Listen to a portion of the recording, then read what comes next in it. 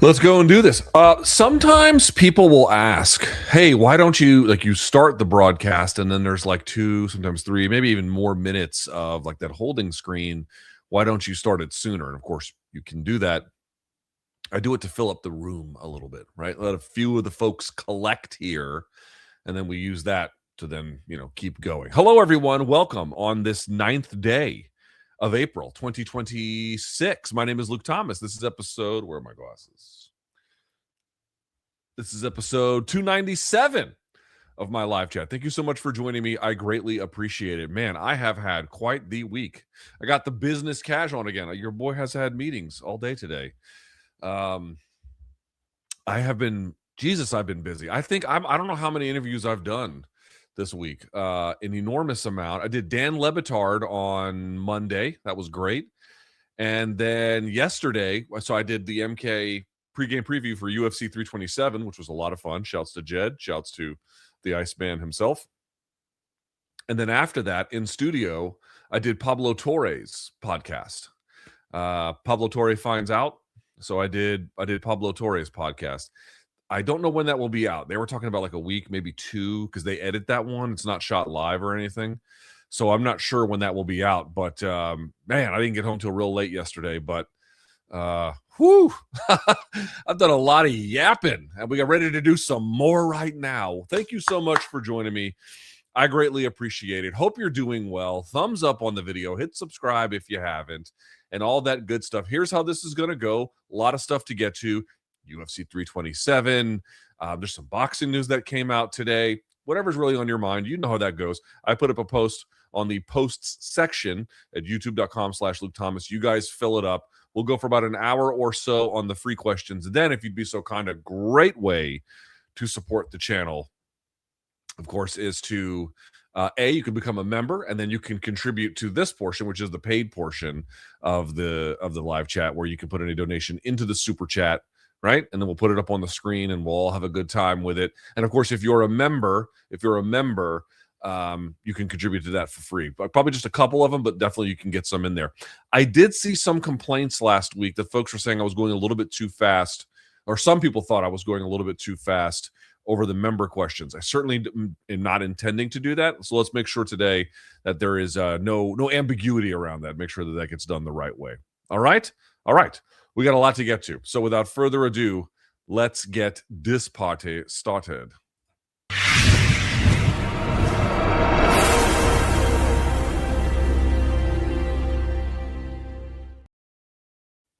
It was very weird because Pablo shoots his podcast in the same place that we do MK. It's literally the same studio. And in fact, it was the same chair for me. He sits in what is either Chuck's chair or formerly Brian Campbell's chair. That's where he sits. Shouts to BC, who, by the way, I think is on vacation. Well-deserved vacation for him. So if y'all want to send him a note, saying, what's up? Have a chill time. Enjoy some life with the fam, wherever you are. Do that. I think he'd appreciate it. All right. We got a lot to get to. How are y'all feeling about UFC 327? I like that card. I like that card a lot. I mean, again, does it have like all-time bangers on it? Well, I mean, I don't know. I don't know about that, but pretty consistent quality up and down that one. It's got some things missing. Losing that co-main event definitely hurts, but it's got a party vibe. It's definitely got a party vibe. All right. Let's get to these questions, shall we? All right. Here we go. Okay. And then let's see here. All right. And then we'll get it up. Okay. Let's do it that way. Oh, by the way, dude, I was fucking struggling yesterday. Oh my God. Yo, my daughter woke me up like 2 times in the middle of the night. She just couldn't sleep for whatever reason. I'm not even sure. And so I went to, because I had to take an early ass train. Oh, I didn't tell y'all this. Can I tell you guys one of my theories? Now, I want to be very clear about this. I don't know if what I'm about to say is fact. I am not asserting it as fact. I am asserting it as a hypothesis that I have. Okay. Amtrak used to, from New York to DC or DC to New York, certainly on the weekdays, if not the weekends, certainly the weekdays, dude, they basically had all last year and 2024 and all the years I've been going to New York. It's always been the same. Basically starting at 5 a.m. and sometimes even before that, especially from New York, every hour on the hour they have trains. And not just trains, the high-speed ones, the Acela ones, right? So you can get one at 5, 6, 7, 8, just all the way up. There's some exceptions to that, but that's basically how it's worked forever. Your boy has almost 300,000 points on Amtrak. You don't even know people who have got 20. I've taken this train system more than anybody you know. Okay, right? Then they roll out these brand new trains, and they do this huge media thing for them. And I used those trains for a little while. They weren't very comfortable. The back doesn't recline. It's like it's slightly improved in certain ways, but the train's not any faster. Well, then I've noticed a couple things have happened. Number one, even if you take the Acela, there's hardly any of the new ones in fleet, either from New York or to New York. Okay, that's number one. Number two, they have radically re-altered their system. There are no longer 6 a.m., 7 a.m., 8 a.m. trains on the Acela ones. You got to take the regular train, which is not bad, but it's slower. Okay, so your boy can't take the normal train that he takes. I had to go take the fucking 5 a.m. joint because otherwise the other ones were either sold out or they take too long to get there and I couldn't do it. So I looked like garbage yesterday because I barely slept because I had to get up balls early to go to New York. My point is, here's my hypothesis. All those brand new trains that Amtrak rolled out, they're malfunctioning, and they've taken them out of fleet to fix them. That's what I think. That's my theory, because it doesn't make sense that they had this huge rollout for all that they were going to do. The schedule was going to accommodate it, and now they're all gone, and the schedule is gone. Doesn't make any sense. Okay, there's my tinfoil hat semi-conspiracy theory. Okay. After what he did with Pereira and now Belgarwi, are we sleeping on Glover Teixeira as one of the top coaches in MMA? Not me. Not me. If this helps you at all, I mean, first of all, Glover was a champion. I mean, not during the John Jones era, but he was a champion. You have to understand Glover's game a little bit. I mean, how many people can say they watched a lot of like prime Glover? Dude, he didn't even make it to the UFC during the parts of his prime. I mean, he lost parts of his prime being unable to get a visa to come here. I mean, that was a huge problem for him for a long, long time. Glover has always been kind of like a physical fighter to a degree, like never afraid of contact, well-rounded, all that kind of stuff. But dude, like if there was one thing you saw in Glover, especially, during the peak of his powers, it was that he was a physical presence. He was strong. He could punch hard, all that stuff. Like he was a physical force at 205 pounds. But dude, here's the other part. He was super technical. Glover always had some of the best boxing at 205 for the time in which he competed. He had real footwork. He had good wrestling. He was a black belt jiu-jitsu, and he had a very technical game. Like, dude, you never saw Glover like leaving his feet for jumping switch knees like Johnny Walker and shit. Or, I mean, has Glover ever thrown a spinning back fist? Maybe he's probably thrown some, but like that's just not what he does. What he does is time-tested, high percentage stuff that requires a bit of a lunch pail kind of worker attitude, but a thoughtful, dedicated belief in the power of technique. That was Glover's game. Now, just because you can have a game like that doesn't mean that you're not necessarily going to become a good coach, but to the point that you raise, hey, it turns out he actually might be a pretty good coach. To me, it's really no surprise. It's really no surprise. He's got the kind of game you would want like an OG coach to have. Achieved a shit ton. A guy who doesn't have a style. It's made for like, I'm going to hit and not get hit. I'm going to be on the run. I mean, it had some defensive orientation to be sure. And those had limits too. But, he didn't have that. He doesn't have an Ian Gary kind of game. He had pocket boxing. He had a jab. That's what he was known for. And again, more than that too. That wasn't just the sum total of it, but it wasn't flashy. It was just really, really, really well done meat and potatoes. And I think a guy like that, when you take someone like Poatan, who isn't also flashy, but has got a little bit more razzle dazzle to what he does, and certainly this, a similar kind of thing could be said for Belgarwi. Dude, Glover's a perfect coach for guys like that. A perfect coach. Does Glover, would he work for everybody? I don't know if it works for everybody. Maybe it's just a small team he can do really well with. Maybe, who knows? Maybe by the time Poatan retires, Glover's like, I don't really want to do this anymore, or he doesn't have another champion again. That's also possible too. But just knowing Glover's game and having covered it and having seen it, and what the kind of threat that he represented and the kind of game that he offered, I just think it's one of those kinds of games that as a student you'd be like, oh my God. You would love to have a guy who really understood the fundamentals of fighting. Glover knew and knows the fundamentals of fighting. To me, his success as a fighter or a coach is not accidental. I mean, obviously having Poatan helps, right? But, it's not the only thing. Who are your two favorite prospects in MMA? That's a good question. Man, that's a good question. I'm calling this XFC card in a couple of weeks. They got some interesting names on there. They got a former national champion, the 2017. I don't know how to pronounce his first name. Caven. I'm not sure how to say it, but Gadsden. He was at Iowa State, I believe. I'll get the thing, but that's not necessarily my favorite. Just an interesting kind of finally another top level wrestler from college getting into MMA. Definitely Kevin Vallejos for sure. I really think very, very highly of his game. Jorge Masvidal, I saw recently, said that he really likes his game because, it's technical too and all that kind of stuff. But then on top of it, he's mean. I agree. I think that's a phenomenal thing to be. I will tell you that I can never pronounce his name. Is it Asadullah Ghazaliev, the one guy? I've actually been looking up some of the tape on him. He's not an MMA prospect, but he obviously looks phenomenal. All right, but sticking to MMA, who's another one that's really interesting out there that I've kind of really sunk my teeth into? Oh, the Russian Ryzen guy. What is his name? The Russian Ryzen guy. Hang on. I'll tell you. And he may be Soviet satellite. I'm not entirely sure. Hold on. I want to get this right.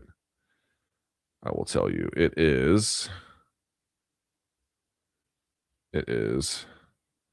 Rajabali Shadulayev. I can never know how to say his name the right way. 18-0, the Ryzen champion. He looks to be an interesting character.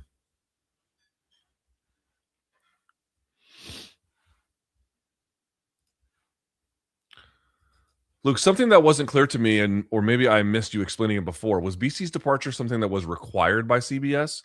Like, did they forbid him from working on any MMA shows, or was it something that he himself just felt the need to do? Yeah, I think the way I would say it is my understanding, and again, I don't want to be very, very careful not to speak for any parties or things that I may not know, but to the best of my understanding, what CBS wanted was to bring him home. Obviously, he worked there already, so there wasn't in that particular sense. But there's this new Paramount deal. I don't know what they have in the works for what kind of programming may or may not come out of that. But I think they wanted an all-hands-on-deck approach for him there. I'm not sure if his contract forbids any kind of outside work. I generally don't know that, but I do know that, they wanted him to focus his priority there. And I think there were some limitations written into the deal about what he could and couldn't do. And participation at a bare minimum in MK, wasn't going to be a thing. I don't know what to say about that. Yeah, I don't know. So the way you're asking was it required by CBS? That is my understanding. Again, there could be some part of that that's fudgeable, or he can, like, I know, for example, he was able to do that last PBC show. Hopefully they'll continue to keep allowing him to do that. That is obviously my hope. And maybe it'll be some other stuff, but my understanding was they wanted him back. They gave him a great deal, and they wanted if he's going to, I cannot speak for him, but if, let's say, he does end up doing a podcast, they want it to be for them. You know what I mean? Rather than for somebody else, and then they're just paying him a salary, which is what they were doing before the Skydance merger, and then all the money came in, and then it changed everything.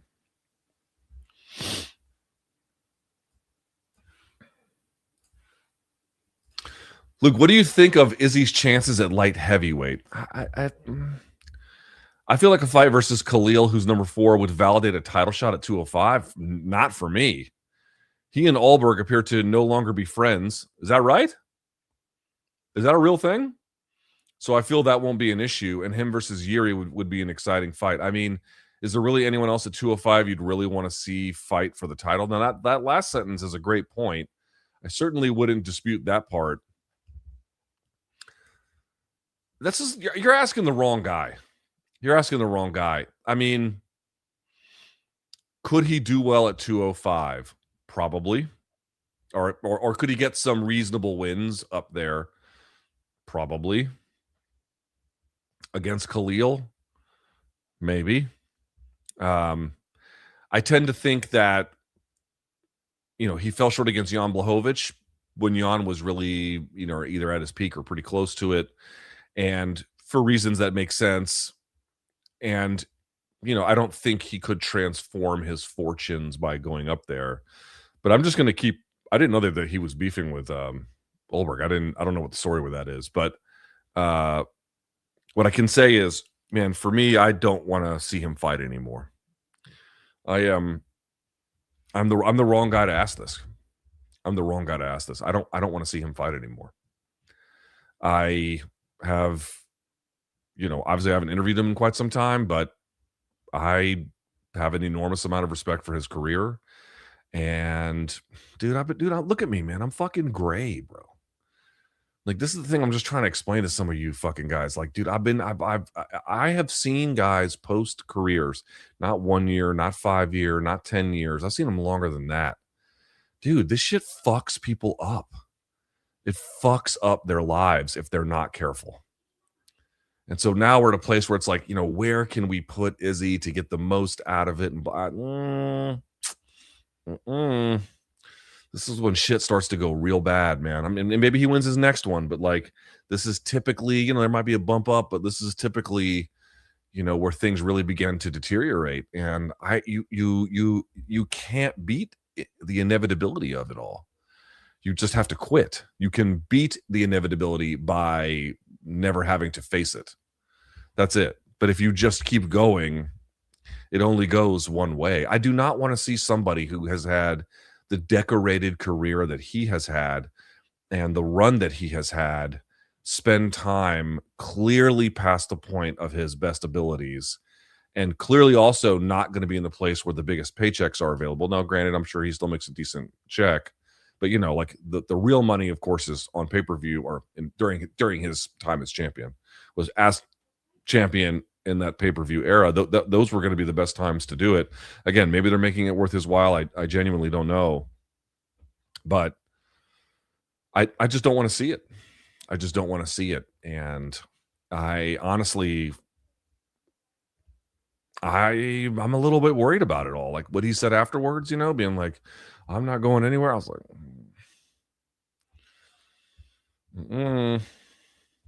telling you, man, like, how many MMA fans, just, for those of you watching right now, and some of you are a little bit older, but like on the younger side, if you're in your 20s watching, let's say, okay, to all my guys in their 20s watching or 20s listening, how many friends or people do you know who are my age who watch MMA?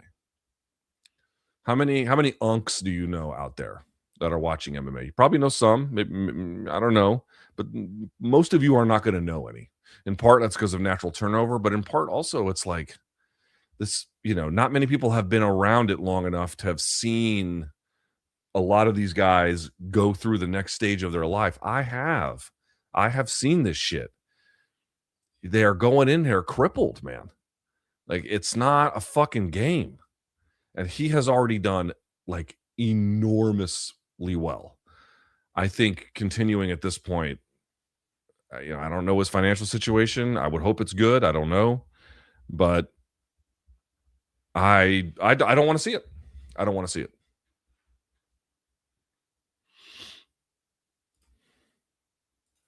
Look, what do you think? I think someone asked this last week. What is the most likely for Alex if he loses via versus Gane? Does he stay at heavyweight or go back to 205? I'll give the same answer that I did last week, which is whichever one of those gives him the biggest fights or the biggest paycheck or, whichever one is the more high profile, rewarding experience. And maybe the answer is not even that. Maybe he's just put on so much weight he doesn't even want to go back to 205 anymore, and he'll just fight some other donks at heavyweight. That's also possible. I think it's more likely than not that he just stays at heavyweight one way or the other. But backed into a corner, I'll say it might end up being a function of, like, if there's a big opportunity to go back to 205, maybe he takes that one instead. Luke, what do you think is the most... Oh, sorry, we did this one already. Then this one.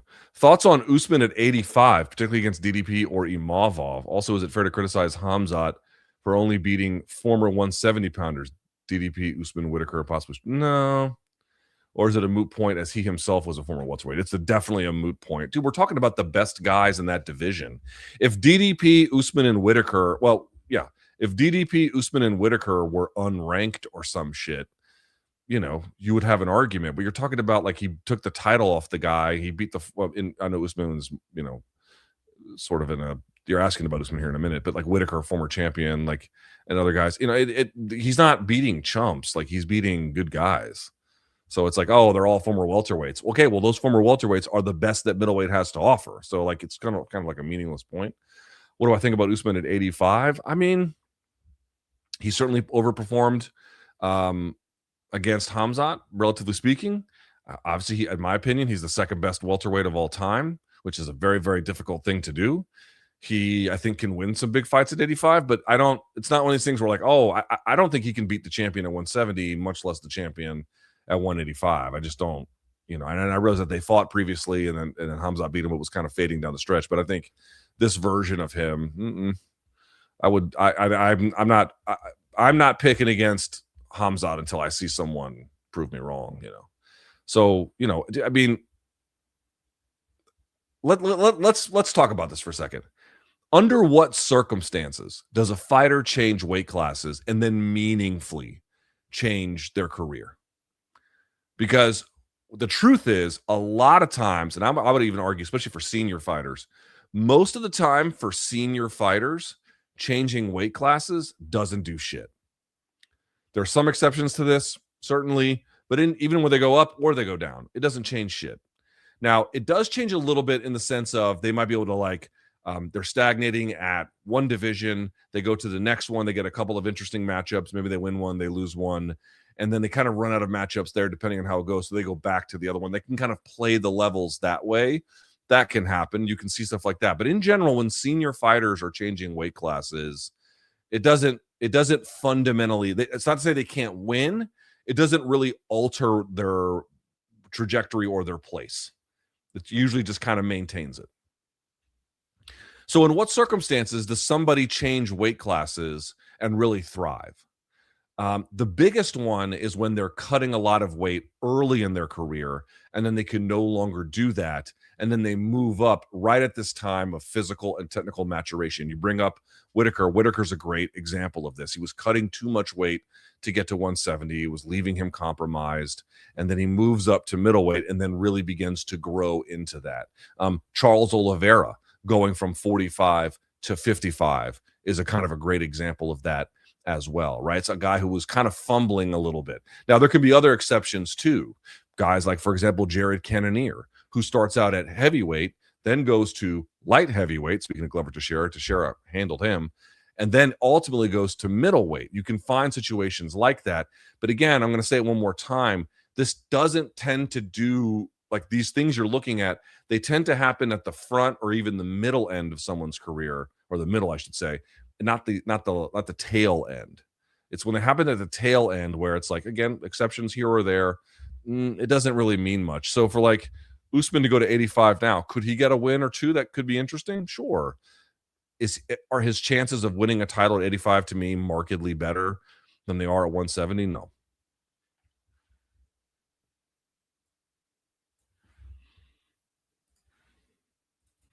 Look, if Arman is indeed going to fight one more time before getting a title shot, which is a fucking crime, do you think it should be versus Benoit or a rematch versus Charles? Personally, I'm very curious to see how a fight with Max and Benoit would go.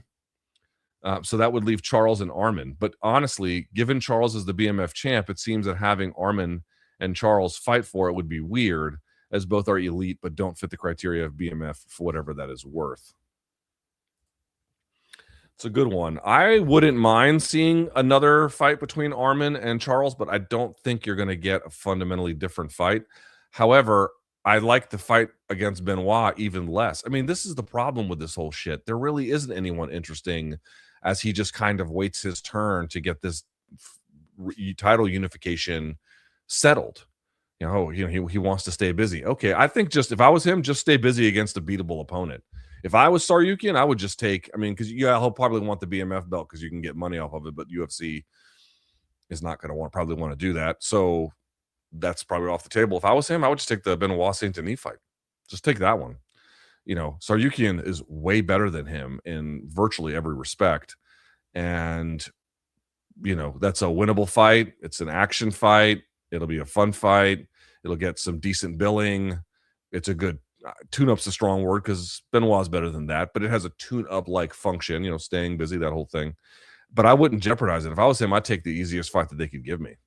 And then, you wait for the winner of Ilia and Justin, which is in all likelihood going to be Ilia. So, yeah, it's again, the Charles fight the Charles rematch might be objectively a better fight. But if I was him, if I was Arman, nope. Give me the donk that fades. I'm trying to get a title shot. Especially since you already fought Charles. It's not like you're ducking him.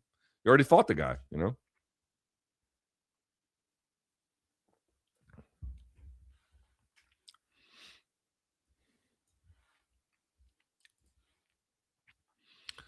Has the mass populace actually grasped yet that the White House card is happening? I don't know. How will they react when the spectacle of idiocracy, bloody cage fighting for the birthday boy sinks in? I have begun to think about this. People are beginning to ask me like what my coverage plans are. I guess I got to figure those out here pretty quickly. I don't know. I don't know what people. I think no is I think the answer. No, in part because I don't think they know what it, and I don't either. Like we don't know what it's going to look like. We don't know what it's going to look like, and I think as a consequence, people are kind of just not ready to say what it's going to be. I think as we get closer, it'll make a little bit more sense. I know they're supposed to be revealing some plans for how it's supposed to look this weekend. So these will begin to help people, wrap their head around it. But it's unlike, for better or for worse, it's certainly unlike anything else we have seen ever. I mean, we've seen outdoor MMA events if you want to go super general, but this is not an outdoor MMA event in any traditional understandable sense. This is on the grounds of the fucking White House. Like, how does one prepare for something like that? It's just beyond it's beyond the scope of anything, so I'm not even sure if I've wrapped my head around it. And I am in this industry and I live in this town, and even I'm like, oh, I don't know. Okay, well, I don't know. So I would imagine that most haven't. What I can say is I've had some meetings today, and I've had some conversations with some folks out in town. There definitely is starting to be more awareness that it's coming soon, and I'm starting to get a lot more questions about it. I can say that people are starting to be like, kind of curious. But how do you how do you process this? It's very, very difficult. People keep asking about the Rogan thing. Is Jiri the world's deadliest LARPer? I've seen some of these dorks play Quidditch, in the park and shit. Jiri looks a lot tougher than them, bro. You know what I mean? I've seen these actors at the Renaissance Festival, and Jiri looks a lot tougher than he might be. I mean, if you're playing Quidditch, if you're at a Renaissance Festival, something like that. Have you all seen anybody at any of these places that looks like they could give Jiri a run for his money? Because I sure as hell haven't. Seen a lot of math team members, seen a lot of mathletes playing Quidditch, seen a lot of failed heavy metal guitarists at the Renaissance Festival, but I don't know if I've ever seen you know, a guy who I'd be like, that guy might be a champion of cage fighting. You know, like they tend to not fit that bit. Like, let me just explain to you, any man that wears leather cuffs, you know, this is not a man who's probably done real well athletically. Exceptions here or there. You know what I mean? Somebody on a stage, a man on a stage wearing leather cuffs, you know, right around here, you know, not like handcuffs, but, you know, like the big ones that they wear. Like, it's like the only people that can get away with that are like Conan the Barbarian, who's not even real. And, you know, something like that. But like in real actual life, like with your own eyes in front of you, you know, those donks tend to not be killing it. Well, Jiri seems to be doing all right by my best estimation.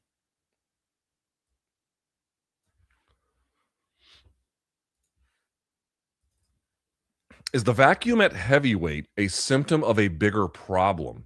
Because it feels like it's spreading to other divisions. Pardon me. Light heavyweight is empty as shit too. How did we get here and how do we get out? And then I saw today they're going to have another season of The Ultimate Fighter. Like, God, what season are we on? 8 billion and 6? Who cares is the answer. And the two coaches are going to be Michael Bisping and Daniel Cormier. It's like, okay, first of all, why are you giving all of the jobs to your existing commentators? Like, that job is, again, I do commentary at a much lower level. I am not as good as them. I will tell you flat out, I am not as good as them. And even that job is very difficult to do. And now we're going to give them more shit to do? Like, how are those guys going to call fights are they going to call fights during the season? I really don't understand that. It's like there's a lot of like other fighters currently on the roster when they fight at the end of the show, like they used to. I mean, I don't know. I don't really watch Ultimate Fighter.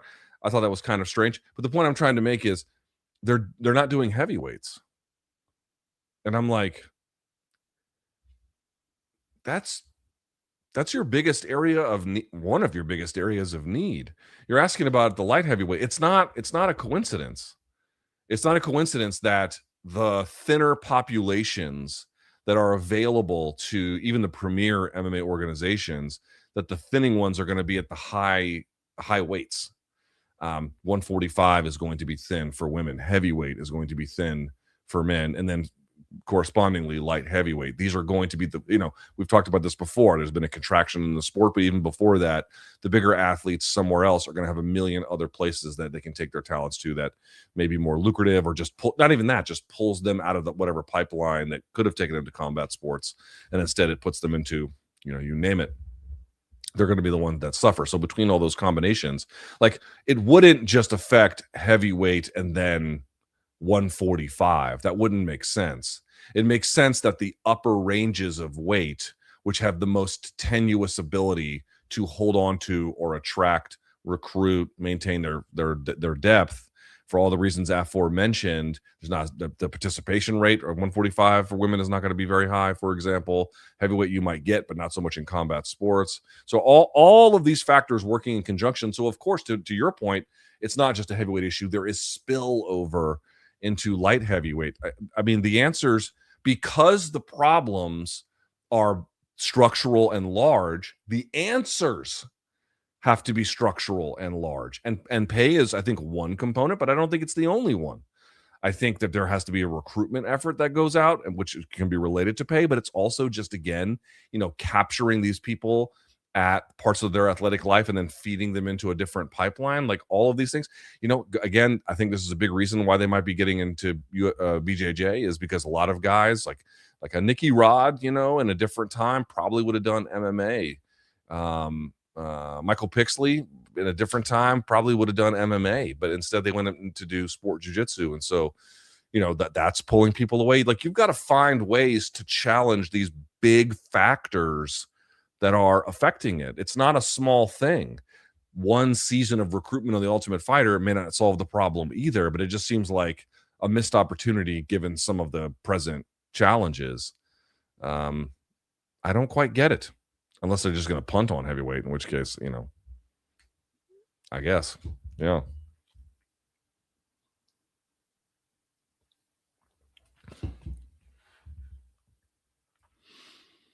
Someone says, why do I always feel like there's an outside shot Khamzat misses weight? Yeah, maybe. And then someone says, damn, bro, 5 a.m. train. That's insane. Dude, one time I used to, again, I've been going to New York, you know, multiple times a week, it feels like, for 20 years or more than 20 years. When I was on MMA Uncensored Live, that show, I mean, I think call time for that show was like 5 or 6. And then we went on the air, I don't know, 7 or 8, something like that. And then we would get out, and then Craig would always take us to this nearby bar, and we would drink and eat, and it would be fucking cool. And what I usually do would just like, I would, out of my own money, I would get a hotel in New York and then go back the next day. And then one time I was like, you know, these hotel bills are adding up. After, you know, you do it for like 6 months, the hotel bills become a lot. It's fucking New York City, you know, it's not expensive, or it's not cheap. So one day I was like, all right, you know what I'm gonna do? I'm just gonna hang out and then wait till the first train that picks up from New York to DC. And at the time it was like a 3:30 a.m. train. So we get done drinking, it's like 12:31, and I'm at Amtrak, just like, you know, killing time for a couple hours. I get on the train. That train had delays, and the people were bumping you, and the lights were on. It was a fucking stupid decision. But the point being is I've taken some trains at some ungodly times. Have you seen Ilia's latest comments? I think I have. He said he feels like, oh yeah, I did see this one. Mm-hmm. He said he told this to Marca, which is a big Spanish publication. He said he feels like he's accomplished all his goals in the sport and will only take, quote, meaningful fights now. Khamzat said something similar. Do you think that we're moving into an era where champs will care less about building legit long-standing legacies in their weight classes by defending multiple times? And is this a good thing? No, I think it's a pretty bad thing. I think it's a pretty bad thing. I hate it. I hate it. I saw that and I was like, fuck, dude. Like, what are we doing? What are we doing here a little bit? What is this shit? No, I hate it. I hate it. On the one hand, I like parts of the logic a lot. Let me explain. So when Ilia says things like, hey, listen, I became a champion at a weight class. I went up to another weight class. I won that belt. You know, he's going to defend it. Like, these are the things that he wanted to do. The White House thing, it's another big one. Like, on one level, that makes a lot of sense. He's undefeated. He's 2 different weight classes, White House card. Like, how many more things can he do that are going to raise the bar? You know, not many, other than having a long win streak. But of course, there's a lot of risk and pain and suffering that can come with that too. You know, if you've already got a lot of accomplishments under your belt, why are you adding risk in that particular way? That's one way to look at it. And again, as we talked about, like, I think when your time is done in the sport, it's time to go, because everything else that happens after that is just quite literally deadly. So on that level, I understand, you know, I'm not here for a long time. I'm here for a good time. Fair enough. Fair enough. However, one, he's still very young, and it seems a little premature. 2, part of the problem here is the UFC is automatically letting this, you know, I mean, I guess Ilia's case is a little bit different, but this is why I don't want Khamzat to go to 205. It's like, I guess if he's got nobody to fight, then maybe he has no choice. But I guess the point I'm trying to make is, if you make a guy defend at a weight class, they can't check off on their bucket list. They can't check off, oh, I went and got another weight class title. It takes time to get up there. And it looks to me like, for reasons somewhat understandable in many cases, they're just facilitating that very quickly. And so it's putting guys in a place where it's like, well, I've already done all this shit. And I'm not even, you know, how many is Ilia? Ilia's not even 20 fights in. Right. So the escalation happened. It was normal at first, but now it's just going really quickly. And there's nothing else to escalate to. So partly is holding back by the UFC in automatically escalating in this way to give them a little bit of weight class presence. The other one that you have to come back to here is they make good money. Like, Khamzat makes good money when he fights. He's a champion. Ilia makes good money when he fights. But if you really want guys to take big fights and you really want them to be able to like stick around for a little while, you got to make it worth their while. You know what I mean? This is to me, it's like never lose sight of how much fighters negotiate through media like this. And maybe he's not even doing it in this case, but it happens all the time where guys don't say, I want the UFC to pay me more. What they will say is, yeah, I don't know. You know, I would do it if it made sense, you know, blah, blah, blah. And again, some guys just say that as a general practice. But for the elite ones, when they say it, what they're often saying is make it worth my while. That could be a factor as well. Also, you know, again, Khamzat's in a somewhat unique case where let's see what happens with Strickland, because if he just roughhouses him, it's not exactly clear who he could fight in that division. In Ilia's case, that's not what's happening here. Arman is a big fucking fight. Ilia Topuria versus Arman Tsarukyan is literally one of the best fights you can make in MMA, arguably the best. And if we're talking about the best fight you can make between a challenger and a champion within that weight class, so no one's jumping weight to make it happen, that's like who's existing in that weight class right now, it's the best fight you can make in MMA. That's the best fight between champion and contender in any division. And he's out here talking like this. It's like, at the end of the day, bro, if you've got the belt, I said it for John Jones, I'll say it for Ilia, I'll say it for anybody. You've got a responsibility here. Oh, I'm going to give it the belt to go fight Islam. This is kind of why I'm like, we're creating new problems by doing this shit. It's not like I don't want to see Ilia versus Islam, but if there's a way to keep guys around a little bit more by making it more worth their while and then putting some dignity back into title defenses, I think the sport is better when you have that. The sport is better when guys risk something. And putting your title up against a challenger in your weight class, particularly one like Arman Tsarukyan, is a big fucking risk. It's a huge risk. We got to get back to that a little bit. So there's, again, it's never just one thing. It's a few factors kind of working together here to make this what it is. But I don't mind if some guys have like a cold prize fighting calculation about their career. I don't mind. I really don't. I don't mind it. It's just an inevitability, really. But you definitely need people in the fight game, particularly your champions, particularly as celebrated champions. You need them to kind of be like gung-ho and trying to raise the bar and exceed what the last generation did and chase glory. And it just seems like these guys are chasing a very, very moderate. It's not quite right? Because it's still a lot of glory, but they're trying to chase it as quickly as humanly possible, which all the other fighters of different generations tried to do, but was just impossible. You had to wait. We're just shortening that timeline, and we're getting weird consequences as a result.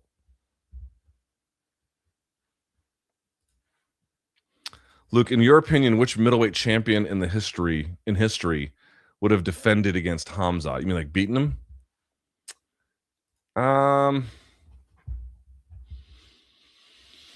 Tempted to have like a esoteric poll like Murillo Bustamante. I won't do that, but probably none of them. We've gone over this before. It's just not realistic, with some exception, and in boxing, some important exception. But as a general rule in pro sports, the newer generations are better than the older generations. And it's not because there's it's just new genetic marvels or those guys were all so stupid back then.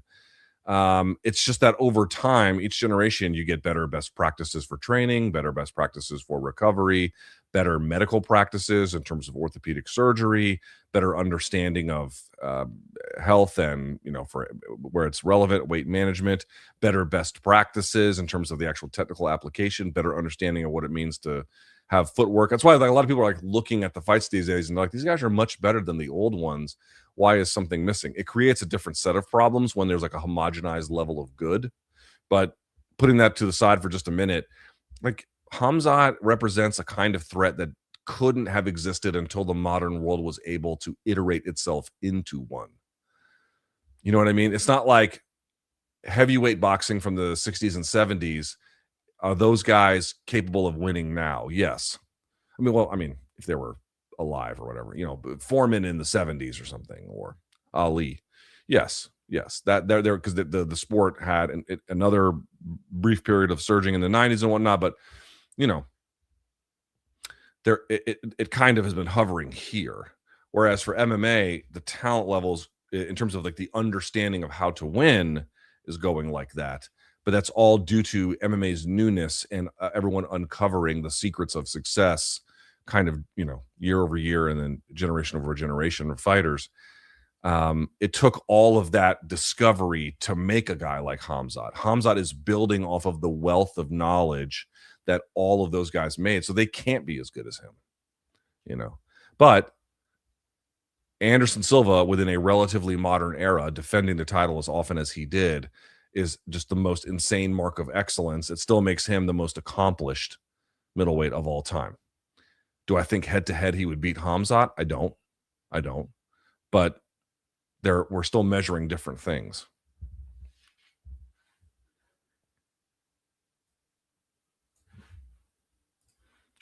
All right, let's see this one.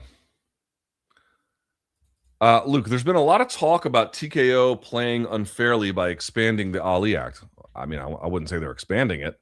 To my knowledge, the NFL did something similar. In short, in the 60s, the NFL team owners voted to pool together broadcasting rights so they could negotiate league-wide contracts, but the courts ruled that pooling violated antitrust laws. Pete Rozelle, the NFL commissioner at the time, and the owners got Congress to create an antitrust exemption in the Sports Broadcasting Act of 1961 to allow them to do it. Doing this arguably helped cement NFL's monopoly on the sport. What similarities and differences do you see with what NFL did and what TKO is trying to do? Is this just another situation of rich people doing rich people things? I don't know enough about the 60s situation with the NFL to comment on that, but let me just tell you what's happening with the Ali Act. This is something that, I don't think people really appreciate. In the 1960s, the Department of Justice broke up a boxing monopoly, the International Boxing Club of New York, I think it was called. They broke it up. This is true. I found this out by some reading I've done recently. Even up to Richard Nixon's DOJ, they were aggressive with antitrust enforcement. Very, very aggressive. And obviously, we're talking about time that predates him, but I'm just saying all the way through up to that era, there was pretty aggressive antitrust enforcement, and they broke up this monopoly. Okay. And Congress had kind of paid attention to what was happening in boxing after the DOJ broke up this monopoly.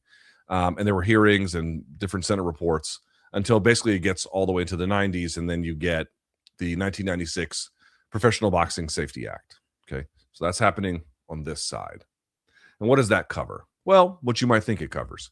Basically health and safety. Like, what kind of health and safety regulations do we have on the books that protect the athletes? So what athletic commissions need to test for, that's related to the states, but what authority they have, what things are guaranteed, what do we owe for the quite literal health and safety of the boxers? That's this pillar. Then there is the second pillar of fighter welfare. Let's call that fighter welfare, health and safety. And the second one is the Muhammad Ali Boxing Reform Act. And this one is the direct descendant of that 1960s case where they broke up the monopoly. That is what that is. It's an attempt to take some of those lessons that they learned and why they broke it up and then put some of that into law.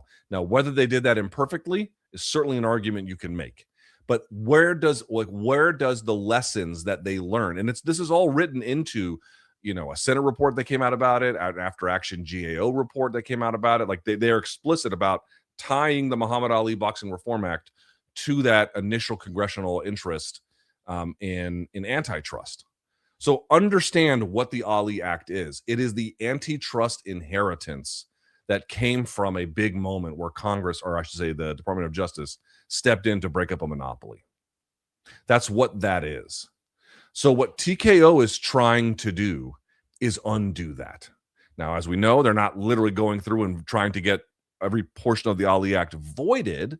That's not what they're doing. But what they are trying to do is create an architecture within the law that gives them exemptions to everything the Ali Act was trying to do. Right. And what they're going to say is, okay, but we have better insurance through this new American Boxing Revival Act. That's the new TKO Ali Act. Great. Oh, we're going to have, more pay per round. Great. But that's all part of the Professional Boxing Safety Act. They're not touching that part. That part they're keeping. What they're messing up is the Muhammad Ali part. And I know they're keeping the name, but that's of the two pillars of fighter welfare.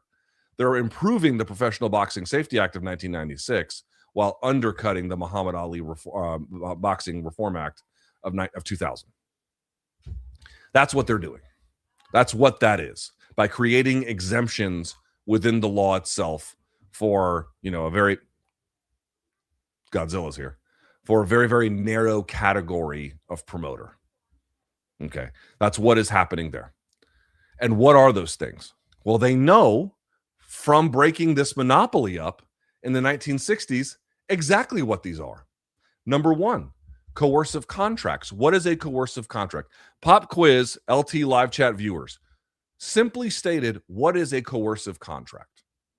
A coercive contract is any contract where I, as the promoter, if you want to fight for the title, you have to sign with me. Now, they do make an exemption for this for 12 months in the Ali Act, but the idea is what they would do is if you wanted to sign with me to get a shot at the title, you would have to sign a 3, 4, 5-year deal or some nonsense like that, right? That's a coercive contract. You got to sign with me long term if you want to fight for this. There's other ways to do coercive contracts. That's a great way to understand it. That's a coercive contract.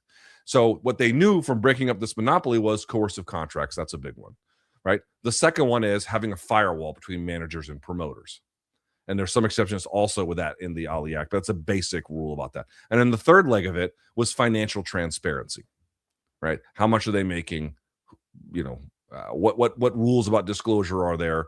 But, so the fighters know, the boxers know, hey, how much is this event making and what am I entitled? What is my worth, right? What is my worth? That's why those things were written into the law in 2000. It was lessons from that. That's where it comes from breaking up a monopoly and learning through that process of why they broke it up and how they broke it up, like what were the missing pieces. And it was those things, which is why they tried to cover for that in the original Ali Act. TKO wants an exemptions to the labor regulation part. They want to have contract. Oh, you want to fight for the Zuffa title? You got to sign a deal with me long term. Coercive contracts. Financial transparency, all that shit's taken out. And then firewalls between manager and promoter, there are none. It's taking out the exact fucking things that the architects knew to put in there from all the lessons that they had learned specific to monopolization in boxing. This is why, motherfuckers, the people like me are like, I think this might lead to monopolization, because you've got this massively profitable organization with more money than God now taking out the very pillars of, again, the kinds of things that they know they're done for fighter welfare, but they have an anti-monopoly effect because you're not allowed to have a monopoly essentially over a full weight class, which you would have if you control both the champion and the challengers through the course of a division. You would have a monopoly over it.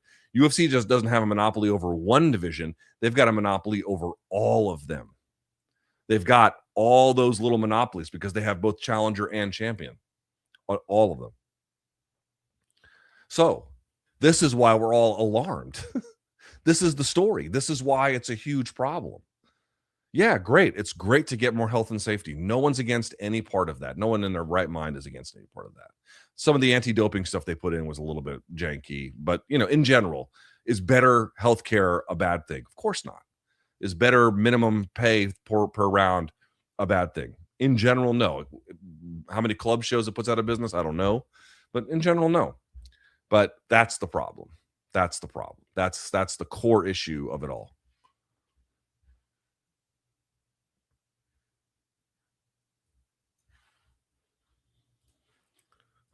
Does Cub Swanson have the most exciting highlight reel in MMA history?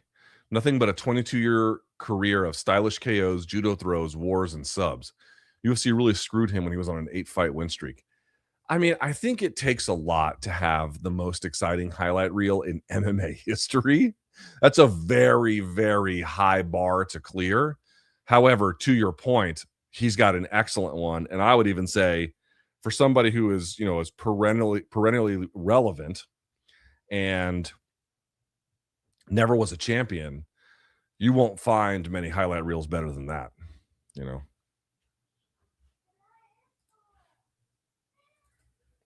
I often come across Coach Barry Robinson criticizing TJ Dillashaw for his rhythm steps, claiming they make his offense, more predictable. But many would say TJ was one of the most unpredictable strikers in UFC. Okay, there are limits to any theory. And I don't know exactly what Coach has said about TJ Dillashaw. I'd have to go and see. So I can't comment specifically on anything Barry Robinson has said related to TJ Dillashaw. What I would say is, in general, what he's talking about is right. Guys stepping like this, they step out and then they kind of come back in this way to bring their feet together. It's not so much that they bring their feet together, although that can be a problem, breaking your base. But it makes you, depending on how you do it, how often you do it, and how much it's a part of your game, it can be easy to time you. It can be easy to read your next movement or to set up an attack by virtue of breaking your base to bring your feet together to get a little bit of a mental reset. That's what they're doing. They're mentally resetting. Hayato Sakurai had more of a pendulum reset. You can go and look at him. He was kind of famous for it, where they bring their feet to the center, right? It makes you, it's a visible tell. And so as a general way to understand Barry Robinson here, I think a little bit, again, specific to TJ, I have to be a little bit careful, but in general, what he's trying to make a point is here is you have to have a way of moving your feet that doesn't give this away. Now, if you do it very far away, maybe there's no cost. To your point, TJ would do it and then set up a lot of different movements that were pretty clever about what he was setting up. There was certainly a great degree of sophistication, and TJ was obviously a very, very successful MMA fighter. So there's limits to any kind of observation about what works and what doesn't in sports. This is true about any technique. There are limits to where arm bars are best and not. There are limits to arm bar setups. There are limits to the jab. There's limits to anything. There's limits to it all. But as a general observation, breaking your base to bring your feet together to go back to a stance done habitually can cause you problems. And I think Barry Robinson deserves credit for observing that.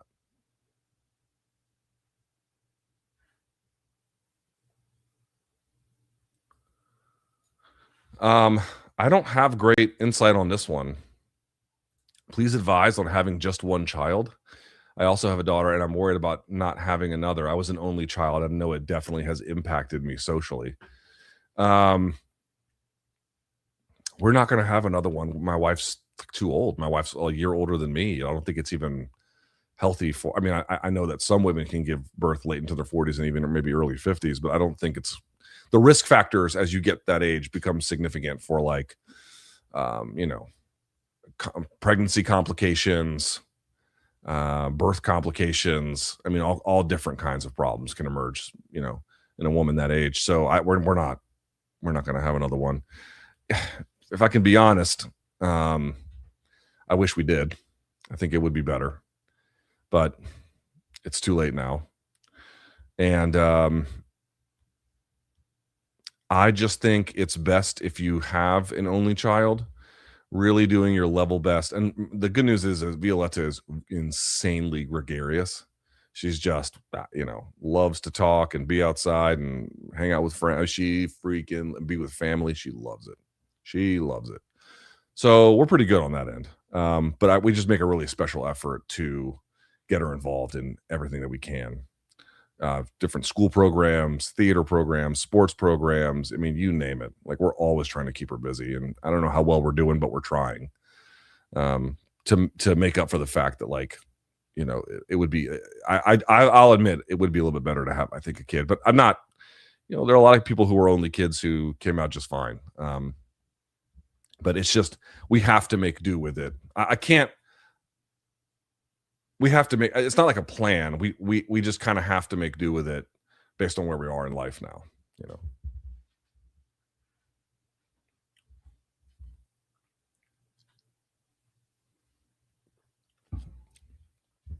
I get this question a lot more these days. Would you still be watching MMA today if you didn't cover it for a living? The answer is yes, but probably a little less. You know, if there's a UFC fight night at the Apex and I have to talk about it on Monday, I have to watch it. You know what I mean? How many of those would I watch if I didn't have to? Probably not a lot, you know? But I don't think I'd skip the parts that are great, you know? That'd be very surprising. I mean, maybe I would. I don't know, but I don't think so. Anything else? Nah.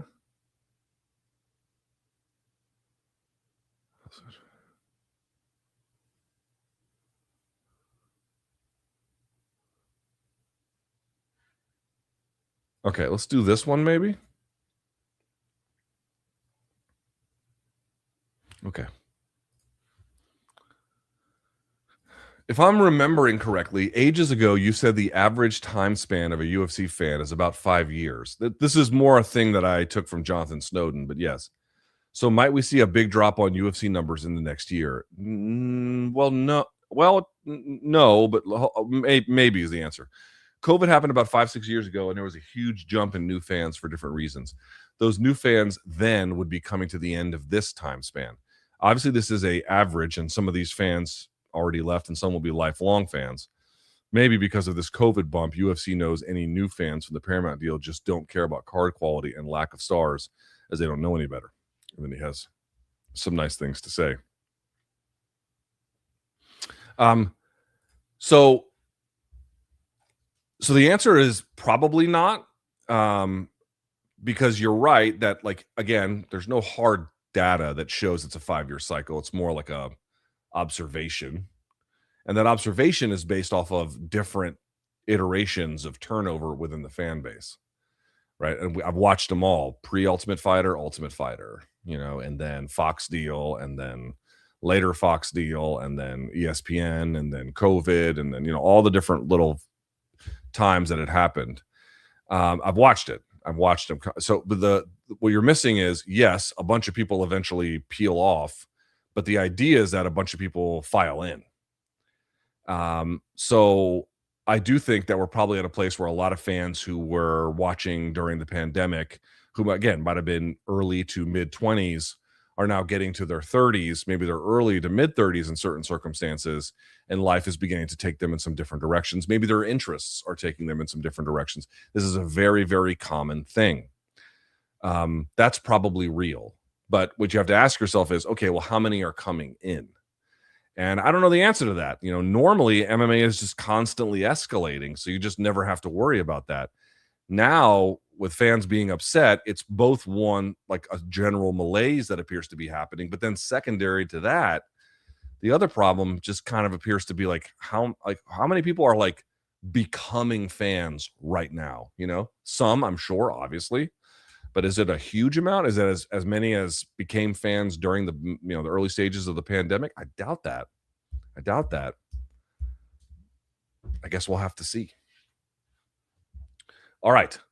Before we go any further, boys and girls, let's see here. Oh, here we go. Let's do it this way. Yes, the perfect gene, boys and girls.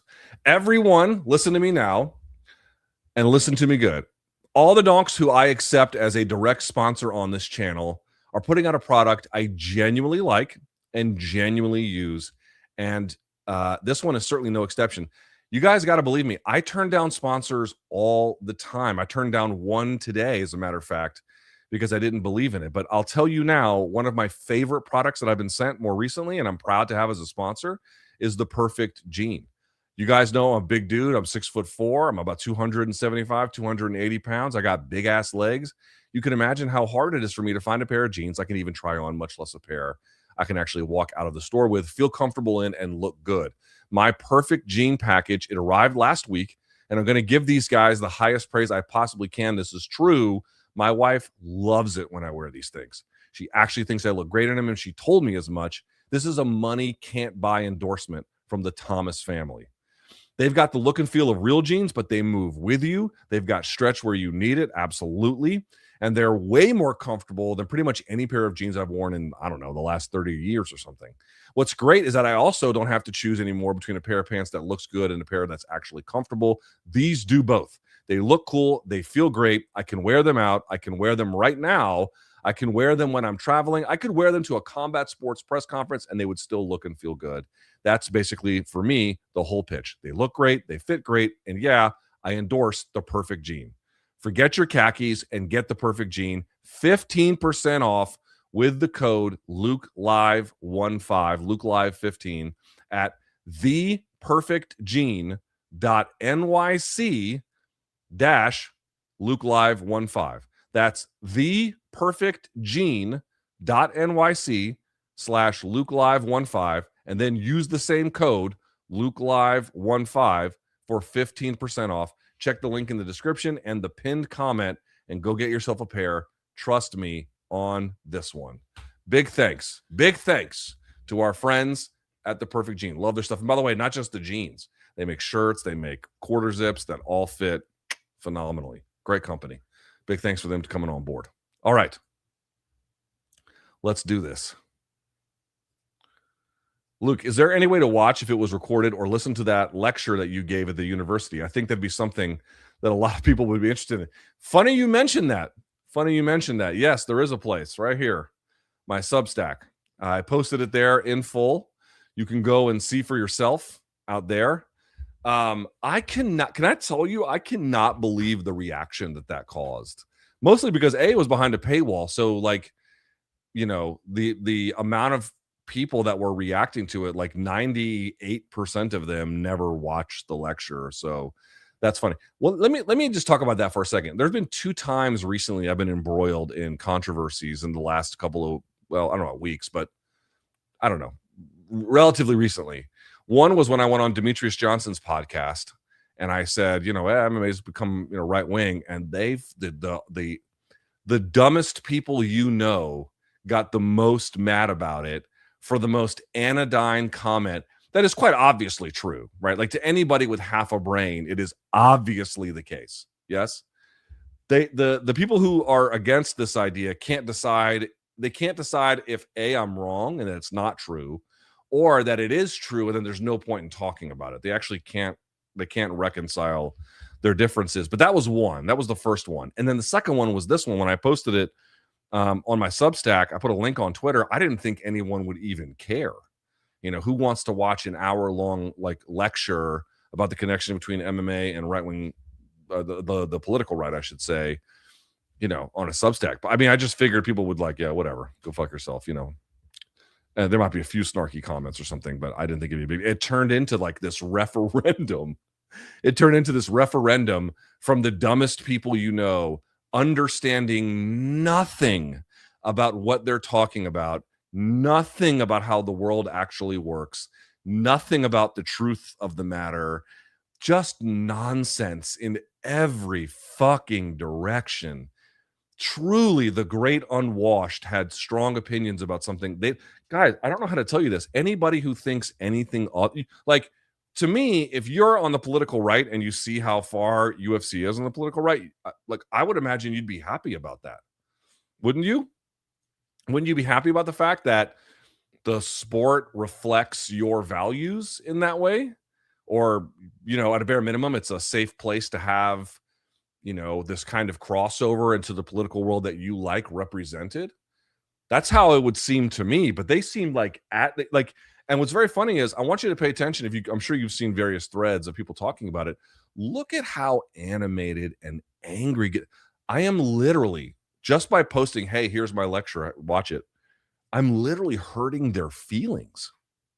I'm hurting their feelings. Like, these people are wounded in a way. And it's really quite strange to me, because it's like, one, you could just not watch. That's one. Two, you could also watch in order to have an opinion. And three, what on earth would be the argument that MMA in the modern context has not turned into a vector for right-wing politics. And then more to the point, that there at least hasn't been some kind of long-standing connection.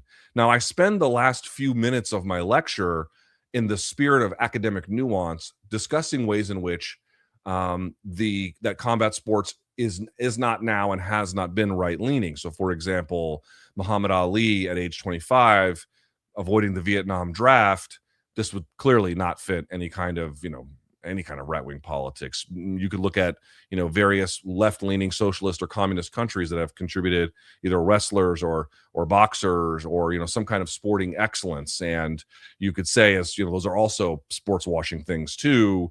Those obviously don't hold any kind of political project, or sorry, they don't hold any right-wing political project there. There's also been MMA clubs designed to boost, minority enrollment and all kinds of ways that it can be constructed that don't match right-wing politics. Like, that is a true thing. But the amount of evidence the other way is significantly greater, long-standing, to the point where we're talking about 1930s Brazil and Helio Gracie being a part of the integralist movement, which was a openly, like, they're not even, it wasn't, I know some people are like, oh, Trump's a fascist. And there's like, well, no, he's not. It's not one of those. Like, this party was openly fascist and movement at the time, based on European fascism, as a matter of fact, at that time. And they believed that all of society should be basically run by Catholicism, both the laws and then kind of like the social mores and everything. It should basically be like a Catholic movement, but it was like openly fascist in that way. Helio Gracie was part of that. He was part of that, and the ways in which the Brazilian, for example, political right, the way in which they actually influence the American right and American politics more generally, and I show this in the lecture, is through jiu-jitsu and it's through MMA and these back channels that it helps create, and these other networks that it helps create for political influence. Like, it's literally the conduit both between the North American right and the South American right, as well as a way for for electoral gain domestically. You name it, like any number of different ways. It's just impossible to ignore. And again, I've seen some people say, okay, fine, we admit it. The sport is right and it's always been right leaning. Who cares? Well, I care, number one. And the reason why is because it's not a question of, in general, which way has everything kind of leaned. That would not be an observation that's necessarily all that interesting or very difficult to make. It's the second argument from that, which is, to what extent do the present actors weaponize or utilize it for political ends, right? So 15 years ago, when the UFC wasn't doing stuff like this, you may have had a lot of the same kind of composition of who was there or what kind of sympathies were there, but it wasn't, they weren't using the sport to activate or recruit or otherwise shape those forces through the sport. Now they are. It's a deliberate choice by the people in charge of the sport to use it and pivot in that direction. And specifically, and this is the point that everyone needs to understand, in the 2024 election, the UFC was one of, if not the most consequential mainstream actor in rehabilitating Donald Trump after January 6th. After January 6th, actually, his polling numbers are now at the same level, but certainly up to, relatively recent history, his worst polling numbers came after that, right? He was persona non grata. He did one speech in CPAC in February of that year, and then he wasn't seen for months. Do you know where they saw him for the first time? UFC 264. UFC 264 was the first time he came out, and they gave him that whole fucking treatment.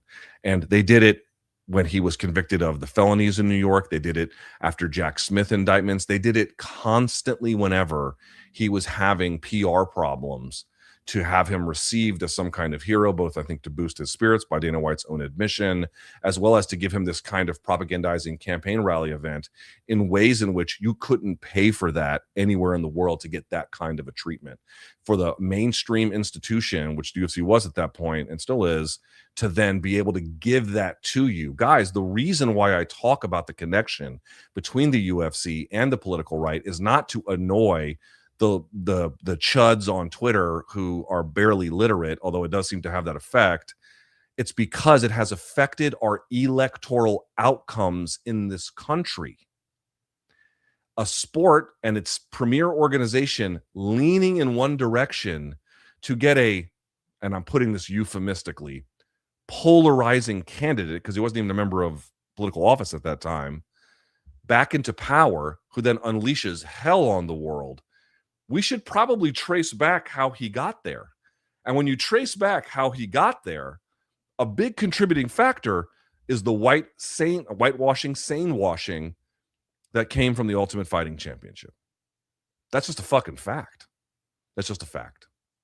So I don't care if people had like right-wing views and then they voted every 2 or 4 or however many years, and the sport kind of functioned as the way it did before, where it wasn't how the sport itself operated. But now it is. And it's not just the UFC. Because of what they did, they gave license to actors all the way down the food chain to take up similar kinds of causes. And they did. And they did. And it affected electoral outcomes in this country. That's why I talk about it. That's why I made a speech about it. And by the way, I didn't just show up to fucking campus and was like with a megaphone, hey, everybody, listen to me. You got to hear my stories. No, I got invited. I got invited. They invited me to go do it. So I did it. It is amazing to me how simple this is to understand and how assiduously, I can barely call them my critics, but the lampreys that try to hang around me cannot understand these basic ideas. It's very, very simple. And yet they have this dedicated inability to learn. That's the issue. So with that in mind, if you'd like to see it, it's on my Substack. In all the time you've covered the sport, what fighter were you right about and what fighter have you been wrong about in terms of their ceiling? Khabib I was right about. Jones I was right about. Izzy I was right about. Ilia I was right. I've been right about a bunch. I was wrong about Anderson Silva. I thought, oh, Dan Henderson will take care of him because remember, he was coming off of having 2 belts in Pride. And I thought, oh, Matt Lindland, and they never fought, but I was like, oh, if Matt Lindland gets over there, he'll tear him up. And Anderson then went on to be the best middleweight ever, or the most accomplished. You know what I mean? So fuck that one up. YouTube auto dubbing into foreign languages is turned on for your March 26th live chat, but not other videos. Will you enable this in the future? I didn't even know it was on. I'll have to ask the donks that help me run this channel. What's up with that? It's a good question. I don't know. I will take a look. I legitimately do not know.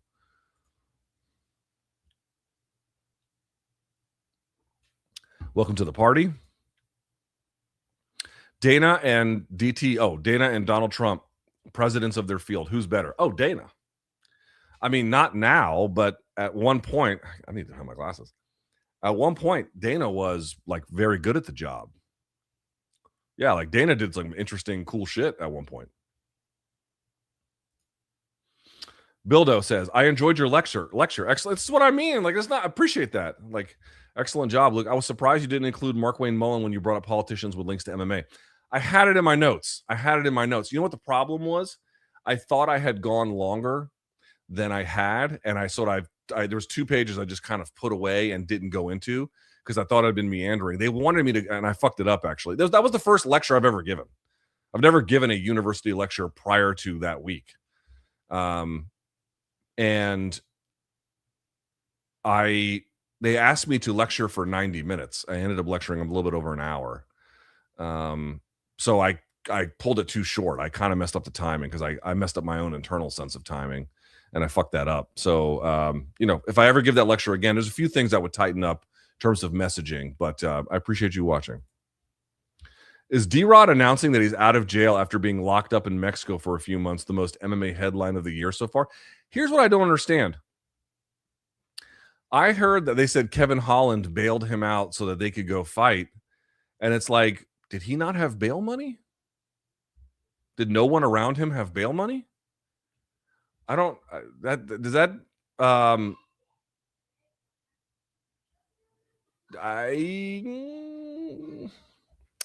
know if I understand that story very well. Albert says, Luke, some feedback on MK. All right, here we go. Chuck is a better co-host than BC, in my opinion. Other than the lack of boxing content, the show has improved. But please tell Luke from Temu to reduce the usage on the soundboard. First of all, Brian's a legend, and I'm happy to have Chuck. I'm not going to compare him, but I appreciate you listening and watching. What I will say is we've communicated to him to tone it down a little bit, so don't worry. Alvarez was the last lightweight champ to lose his title in the octagon, which was 10 years ago. If a clean transfer of power is essential to a division's health, how is lightweight still good? Well, lightweight is not nearly as good as it used to be, and I think the part of the problem is the unks are still kind of hanging around slowly but surely, with some exception, but they're kind of still hanging around. In fact, it's good because most of the talent is concentrated in lower weights, but that division has had some problems with that. Also, you're mentioning some of the other people that like didn't give up the belt, or I mean, give it up not through losing, but like giving it back, are like legends like Conor and Habib. So, you know, like that helped a little bit too.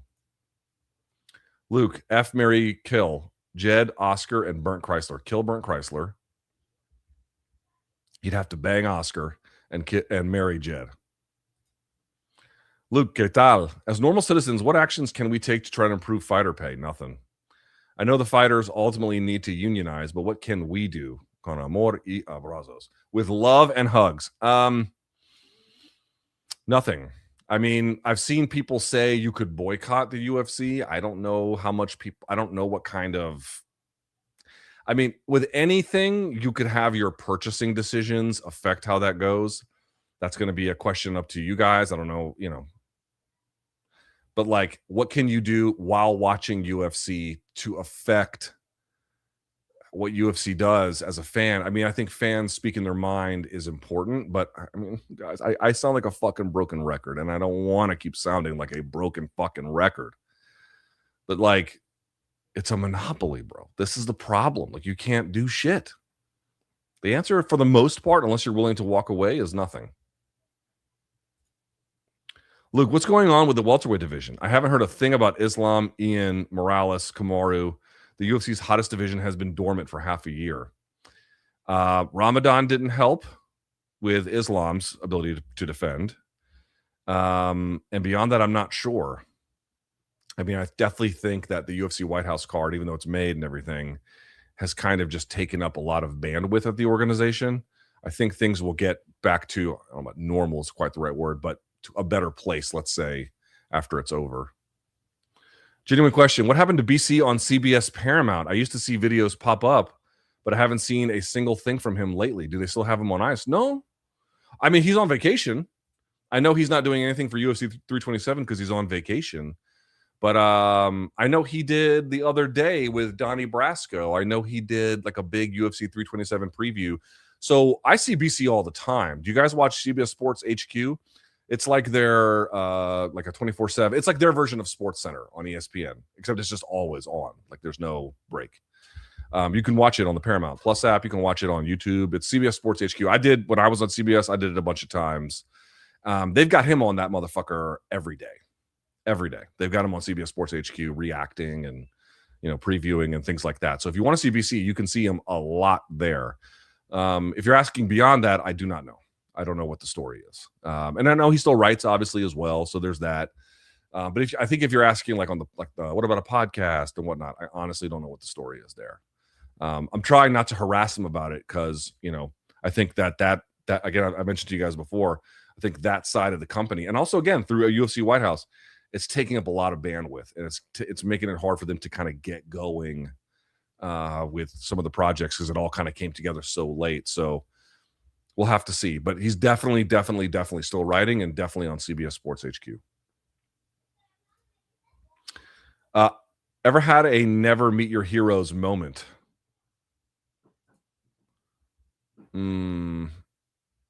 I've interviewed when I was on SiriusXM, I interviewed a couple of celebrities that ended up being real dickheads. Heroes is a strong word, obviously, but yeah, there was a couple times where because I got to do some extra stuff. And listen, sometimes the celebrities were cool. So, for example, Ice Cube was cool. He was cool to hang out with. But you know, there was a lot. I'm not going to say who, but there was a few people. There was one comedian who was a fucking jerk off. So though some of those were disappointing. Also, no way Chuck is 73. He seems 60 at most. I think Chuck's in his early 50s, something like that. I saw a lot of MMA YouTube channels talk about Ilia's interview with Spanish reporter saying Islam ducked him. What do you think about the interview? It's fucking ridiculous. I'm not exactly sure with what happened with Ilia and Islam at the UFC White House, but I can tell you that what I've heard is it is 1 billion% not Islam's fault.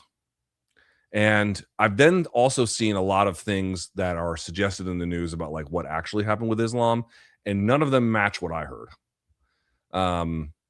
But I don't think Islam is the issue. I think people really got to stop with this bullshit where, you know, fighters will literally say anything. The moon is made of green cheese. MMA media, the moon is made of green cheese. You know what I mean? Like, they'll just say anything. And Ilia will also just say anything. I have heard a reason why all that fell apart, and it has absolutely fuck all to do with Islam ducking anybody. Zach, well, thank you so much for the donation. Young Dino, or whoever it is, welcome to the party.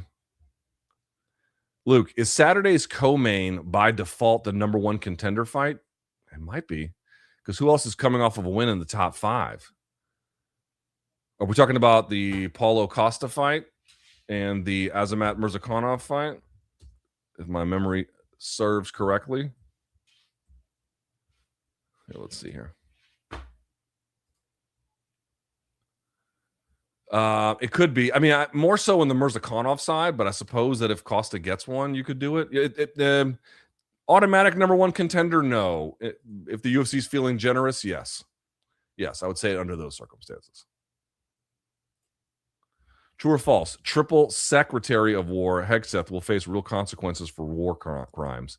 Our country is finished if he doesn't. Such as the boat strikes in Venezuela, double taps, and who knows what else in Iran. Yeah, we did double taps. You guys know what double taps are? They'll bomb something, then wait for rescue crews to arrive, paramedics and the like, and then bomb that too. That's the old Israel special. We've done that in Iran several times. We've bombed infrastructure, which is also a war crime. We bombed that girl's school, whether it was intentional or not, doesn't matter. We bombed it. To say nothing of any number of other crimes he might have committed, both in terms of information security. Everyone forgot that whole scandal. You know, and by the way, do you see what he's doing? Like not allowing like our premier academic institutions and officers to come from there. And then like he prioritized among some other colleges, Liberty University. Guys, I partied at Liberty University.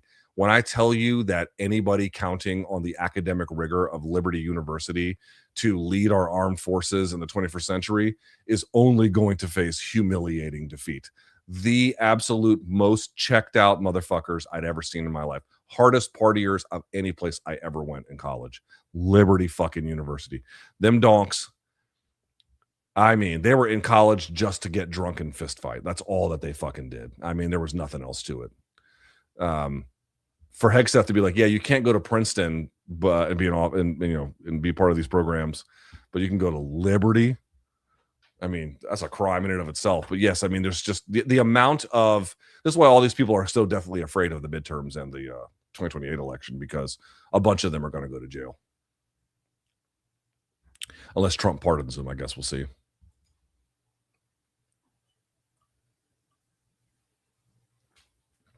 Damn. David says, Luke, I'm 30. My girlfriend of 2 years I loved deeply suddenly left me while I was at work with zero explanation. I thought we were doing great. We live together as well. I'm in a dark place. Any advice or kind words? Fuck, man. That's a tough one.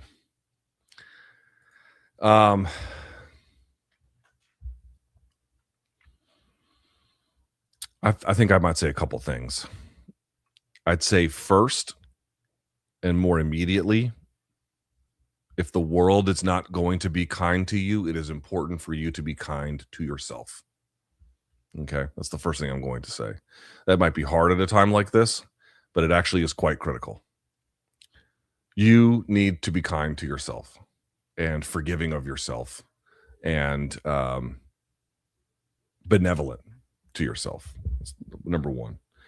Number two, I would recommend that you be very cautious and such that you might need to talk to someone about it, about what this kind of abandonment might do to you and how that can cause issues potentially long term, and to do the kind of work required so that you are not wounded in such a way.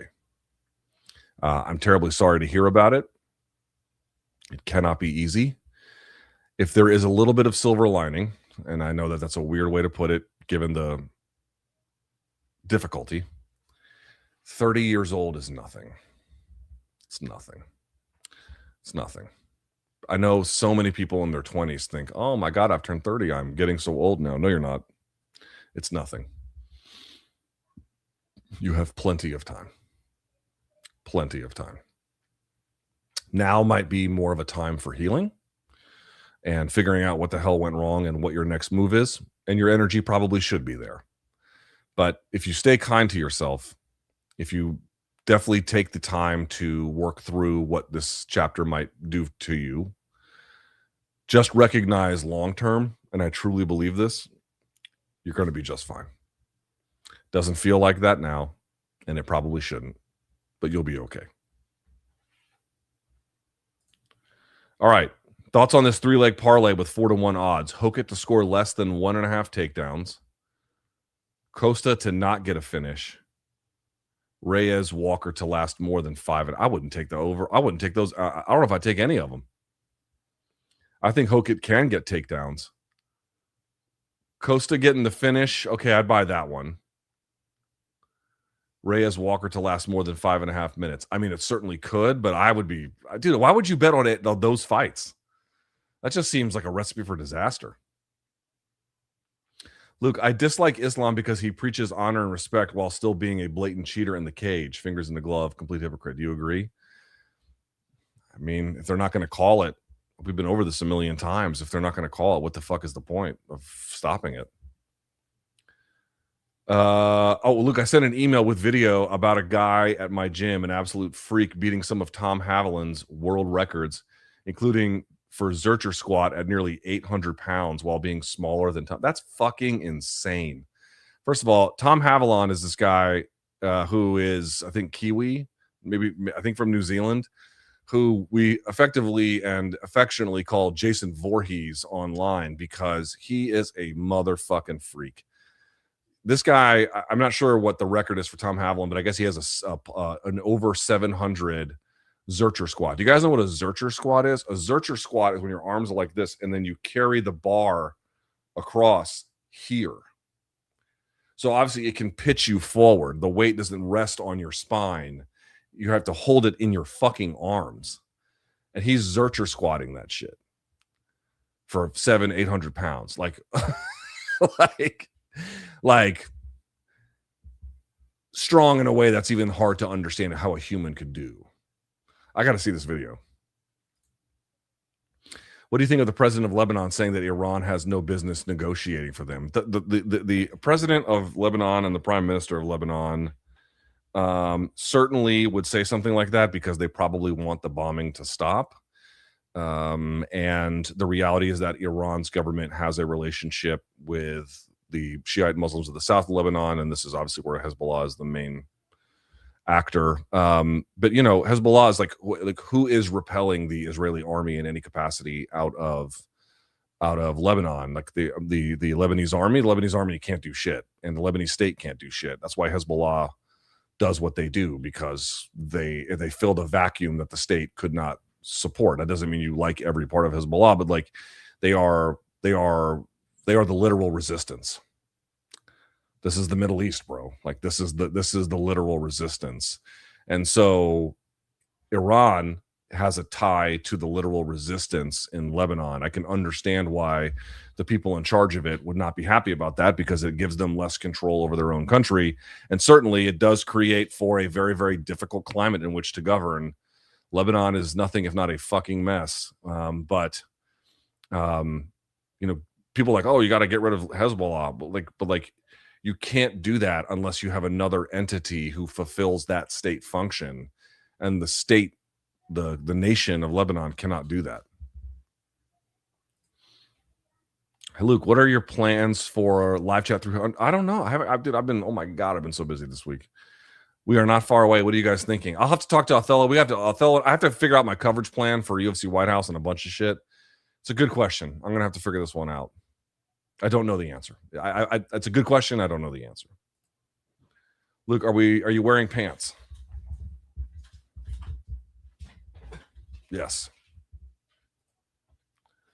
At what point do you put aside your responsibilities to protest the government? I feel like the more equity I have in my relationships and career, the further away that point gets. That really just depends on your values and how much the issues are important to you. I can't dictate that. At what point do you put aside your responsibilities to protest the government? This is a question everyone has to decide. At what point is the government functioning for you the way that it should and the way that it's supposed to, an issue where you want to protest it? I don't know how to answer that. I mean, for me, I'm well past the point. But I don't know. I don't know how to answer that one. That's a very difficult one. I understand what you're saying. I've got a career. I've got a family. I've got money I got to take care of. Yeah, fair enough. But if you sit on the sidelines too often, all of that can get affected too. These are questions that people have to answer for themselves. So let me get this straight. Conor Benn is getting 15 mil to fight a 37-year-old 140-pounder with an injured knee and a co-main. That's right. Conor is a minus 1,600 right now. Guys, Tyson Fury is fighting on Netflix this weekend, and it feels like nobody is talking about it. Like there's just nothing happening. How is that possible? And then Conor Benn's in this co-main. You got it right. That's exactly correct. You got the whole thing right. It's unbelievable. I don't know. I don't get it. On Reddit, there was a pretty prominent thread discussing Bas Rutten's induction into the UFC Hall of Fame. Just how good was he in the early days of MMA? In the proto era of MMA. So like the NHB days, the Pancrase days, things like that. He was very, very good. King of Pancrase and all that kind of stuff. There were multiple eras after that. So, for his time, which is a really precursor time, he was pretty good. And obviously, he went on to win a title in UFC in the Kevin Randleman fight, which is he kind of won that because he was like a little bit more jiu-jitsu-y than Randleman was, which is a weird thing. But, he was legit. He was super legit. But that era is just so distinct from the present one. Thoughts on this whole JD Vance is secretly against the war narrative? You guys know what's up. The New York Times published this. Does he gain any credibility with you no, fuck no. And do you think he'll get any with the anti-Israel right? No. Guys, you all know what's happening here, right? This shit is going south and it was headed towards fucking potentially apocalypse. And Vance's people are all leaking to the various media outlets to make him look good. Oh, he was against this. He was a moderating force. He was trying to tell the president X or Y. They're trying to set him up for 2028. That's what all of this leaking is. Anytime you see these reporters like Post or Times where they're talking to people around these elected leaders, they're leaking on purpose. They're leaking strategically. No, absolutely not. No, there's no coming back from this. This is a historic American blunder. There was no control over the Strait of Hormuz. Now it's closed almost fully, but not quite again. They had yesterday in Beirut and in Lebanon was one of the deadliest massacres in God knows how long in that country, which pains me greatly, given the fact that my mom's from there. Yes, parts of the Iranian military and civilian infrastructure have been decimated, but did we really, we degraded to a degree their ability to manufacture and deploy missiles and drones, but not really much. They can still do it quite effectively and for some amount of time. We could not and did not go after their civilian infrastructure, which would have been a war crime. But like what I'm sort of pointing out is like, even if we wanted to, we couldn't even seize this assets. We tried to get that uranium, which is the sort of like the downed pilot story, the enriched uranium, couldn't do it. Like, it's not exactly clear to me what we gained from all of this, what is better about our situation today as it pertains to Iran relative to what we had in 2017 with the JCPOA. How is this in any way an improvement? Guys, the last shipment of oil that's going to make its way to the United States that happened, because you got to remember, these ships move very, very slowly. So they take a long time to get here. So even though the strait's been closed for a little bit, there's still boats in motion to get here that still have oil from when it was open. They haven't even gotten here yet. The last of those get here April 15th. If you think that your gas is expensive now, just wait, unless they can find a way to keep it open permanently. But now Oman and Iran are going to take a toll, apparently, paid for potentially even by crypto, to get ships through that to keep it open.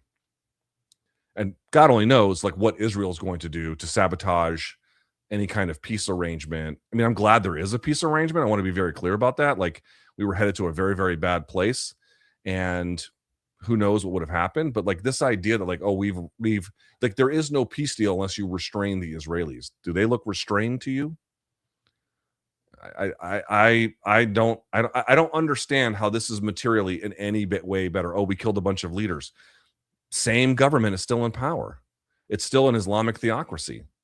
And by the way, some of these people are direct descendants of the ones who were just there before.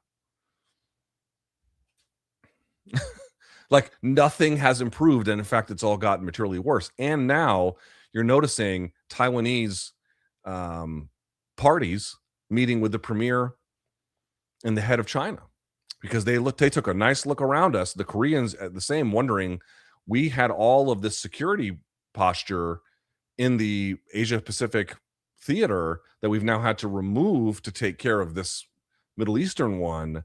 And they all took a look at this and said, well, what exactly is the point of being a client state if you're not going to get any protection? The same kind of calculus, by the way, that the GCC states had.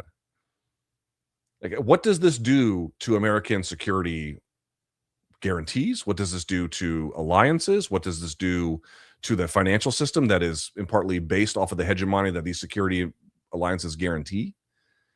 Like, the things that have safeguarded American prosperity and strength for generations, these things are coming undone. They are coming undone. And the consequences of them might take a little while to get here. They're not going to happen like that. But I don't understand how anyone can look at this and say, forget like the JCPOA in 2017. Forget any of that. How is any of this better than just 2 months ago? Like, what are we doing? What are we doing? I don't know the answer to that. And I don't think the people in charge do either. What was the last big butterfly effect win in the UFC? Meaning one person should have won or lost, but by them winning and losing, it completely changed the landscape of MMA. That's a good question. The last butterfly effect win.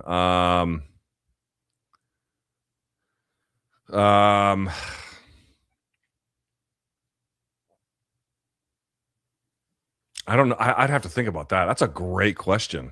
I don't know.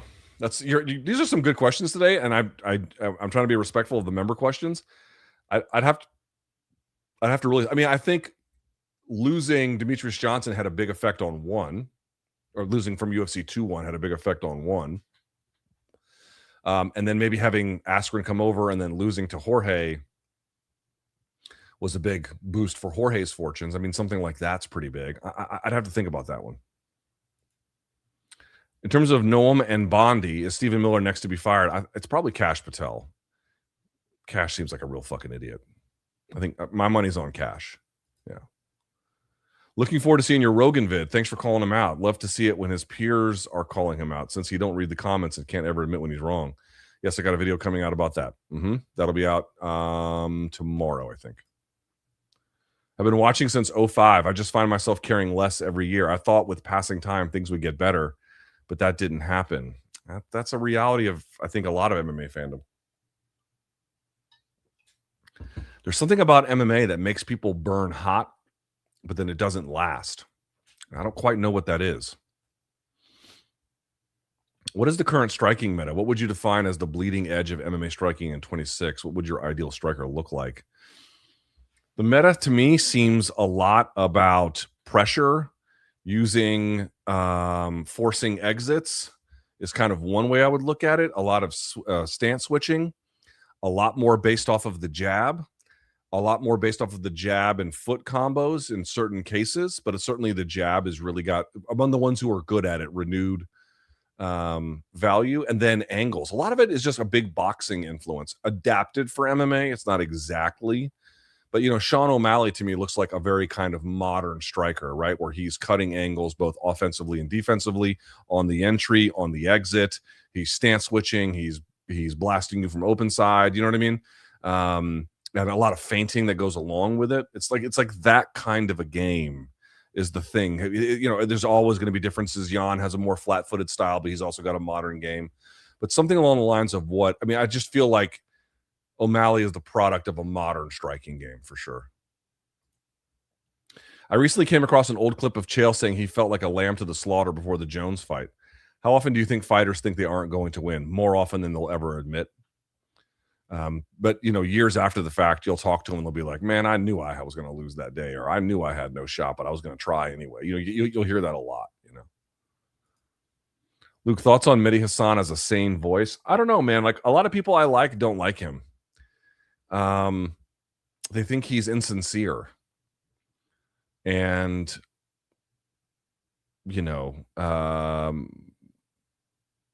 he both wants to be inside the political establishment as well as outside of it at the same time, and it leads to these contradictions.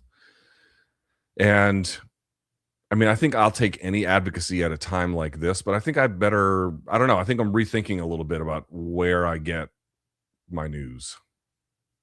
I love drop site news. I like breaking points. Let's go. And Kyle, those are my biggest ones now. Mr. Sagarius, welcome, my friend. Better odds, BC finally choking you out or Jones going on a full calendar year without some kind of negative headline? BC choking me out. In fairness to John, he didn't in fairness, it could have been much worse, and it wasn't. Like, he flipped the guy off. He didn't get into some kind of physical altercation with him. But, once again, I don't seem to have any of these problems, and that wasn't a problem of celebrity. You know what I mean? It's like, I don't understand how people have this many problems just living in normal society. Don't you think covering Freedom 250 would invalidate your criticism of Trump? Well, it depends. Seems wild to pay for something centered around him. Yes and no. It would depend how you would cover it. But do I think covering it with a critical lens could be valuable to the, to how it is covered more broadly? Sure. Because most people aren't going to cover it that way. And on some level, you have to reconcile with what it is. It's a fight event, and you can quibble with some of the quality, but the top two fights at a bare minimum, they're important for those divisions. Like, you have to recognize that fact that these things are happening. The question is what you do with the rest of them. Now, I'm not going to the White House. I don't think I'm going to the Ellipse either. I'm not sure how my coverage would work in a circumstance like that. But you understand my point. Like, ignoring it completely, that's one thing you could choose to do. But I think it's important for people who are not necessarily drinking the Kool-Aid to have their say about what all of this means in the end as well. I think that actually serves people more. I know you went to William & Mary for college. I'm going off to grad school at William & Mary in the fall. Congrats. How was your experience there, and what do you think of Williamsburg? I will tell you that Williamsburg, when I was there, sucked, and there was fucking nothing to do. It was terrible. The student, terrible is a strong word. Academically, I got a lot out of it, but you're asking about like fun shit. There was not much fun shit to do, and it's radically transformed since then. Like, at the top of the campus, the original William & Mary was called the Wren Building, WREN, and again, William & Mary is the second oldest college in the nation. Harvard is the oldest, and William & Mary is the second oldest. And the university there used to be that original building at the very front end of campus. Across that road is where Colonial Williamsburg begins to start, but there's like this row where there's all of these shops and restaurants and bars and stuff. None of that used to be there. And now it's this huge place you can go to. Coffee shops, pizzerias, bars, places to get fucking mimosas and sit outside and kids to play. I mean, it's just this whole thing. And none of that existed. And there's another development out in town off this place called Ironbound Road. That was all just grassland when I was a kid. And now there's, or not a kid, when I was an undergrad. Now that's all completely built out. There's like a movie cinema down there. I saw The Matrix my freshman year of high school at the theater at the time in Williamsburg, which was an old church they had converted to a movie theater. You understand? And now they got like real ones there. It's is it quiet? Sure. Is it going to be New York City? No. But like, it's got way, way, way more charm than it used to. You'll be all right. Did you see Rogan recently say that he is politically homeless? I tweeted about it. I couldn't believe it. He will never take responsibility for the role he played in all of this. Guys, if you have on many of the leading lights of the Epstein class, if you have on Peter Thiel, if you have on Mark Andreessen, Elon Musk, and I mean, I could just, the endless array of names, including but not limited to Donald Trump himself. And then after a podcast with Elon Musk, you make an explicit, and he called it in his own words, an endorsement of Trump. My brother in Christ, the last motherfucking thing you are is politically homeless. The having political regret is not the same thing as being politically homeless. And people keep writing me about this, being like, hey, look, you've made mistakes and you've changed your opinion on things. Why can't others? They can. They can. But there's two things about this. Number one, this is Trump's second term. Y'all got a good look at him and then thought, oh, I want more of this. Dumbass decision. Dumbass decision. Oh, I didn't know he was going to do this. No. You didn't listen to the warnings he was going to be like. All the media I covered. None of this is fucking surprising. To say nothing of Project 2025 laying out most of this, certainly domestically. This was well told by left-wing media. No. The little media bubble you're in didn't tell you that, but it was being told. So this is the second go-round with this motherfucker. The second go-round after he tried to steal a presidential election. And people were like, I didn't know he was going to do this. Wow. Maybe you're just not that smart. Maybe that's the problem. I saw Tim Dillon be like, oh, I fell for the Iraq war too. Tim, maybe you should ask yourself why you keep falling for right-wing scams, buddy. I think that might be the issue. Rather than, oh, I didn't know he was going to do this. You didn't want to know. You didn't want to listen. So that's the first thing. Number one, this is not like, oh, this is the first time it's a space alien from Earth. What do I do about it? Well, I don't fucking know either. None of us do. And some ideas are going to be better than others, but you might make a mistake and you got to own up to it afterwards. Okay, fine. But that's a new thing. None of that motherfucker was new. None of it. That's the first thing. The second thing is come clean about it. I made a mistake. Here's why I made a mistake. I didn't listen to this. I believe that, and that was wrong. But they don't do any of that. They just say, oh, yeah, what did he say? Oh, yeah, all those MAGA guys are fucking dorks. You know what I mean? It's kind of like a jab. And I'm politically homeless. No, the fuck you're not. Not until you recognize you fucked up and you make an argument about it and explain exactly why and really, really come to terms with the depth of the error are you ever allowed to then pivot to a new political reality. You don't get to endorse a guy about a year ago and then that year passes and all of a sudden now you have regrets because he's an obvious fucking lunatic.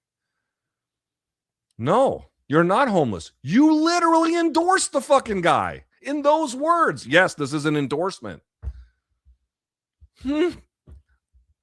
Regret is not the same thing as homelessness, my fellow man. Islam and Dariush were supposed to fight at the Apex in February of 2022. Benny pulled out, but how would that have gone? Probably Islam wins. That was before Dariush's chin became weaker than BC's erections. No, Islam would have won that one. I mean, Islam's a better fighter. Look, my roommate plays World of Warcraft for 16 hours a day on days he doesn't work. Could you tell him he's wasting his life? I don't know. Is he having a good time? Life is short, dude. Play video games if you want. I mean, you know the saying, the unexamined life is not worth living, but we all might die in nuclear Armageddon tomorrow, so fuck it. Play video games. Luke, longtime fan. I live in Miami and don't know any hardcores going to the fights. No one wants to pay $600 for tickets. First time I won't be going. What do you think of the insane prices? Alina, well, thank you. I can't tell if this is a guy using his girlfriend's computer, but in any case,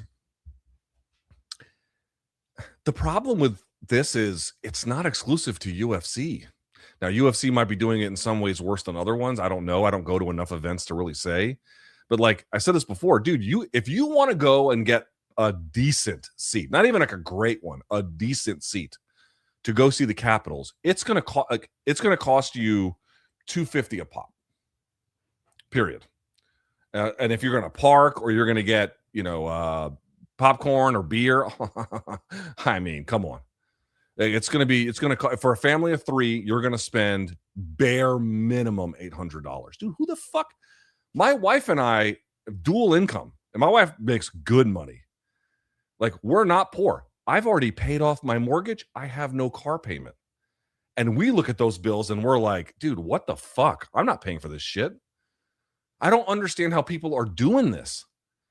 I don't understand. And that's just like the ticketing event business in general. By the way, shouts to Ari Emanuel telling Donald Trump to drop the Live Nation Ticketmaster case. Thanks a fucking lot. In any case, at some point, this stuff is gonna. I don't know what the breaking point is. Maybe with the prices going up on like energy and whatnot, this will. I don't know, but like as long as people keep doing it, they're just not going to stop. But it has to be some kind of breaking point because again, the problem is the UFC is doing it, but that is absolutely not exclusive to them. What's up, my man? What do you think kickboxing, such as Glory K1, never really gained or why was it never really successful in gaining an audience here in North America?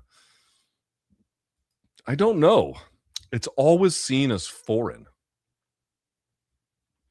MMA was, I don't know if it was birthed here because there's a lot of competing elements that kind of helped it to come to light, including ones in Japan and other places.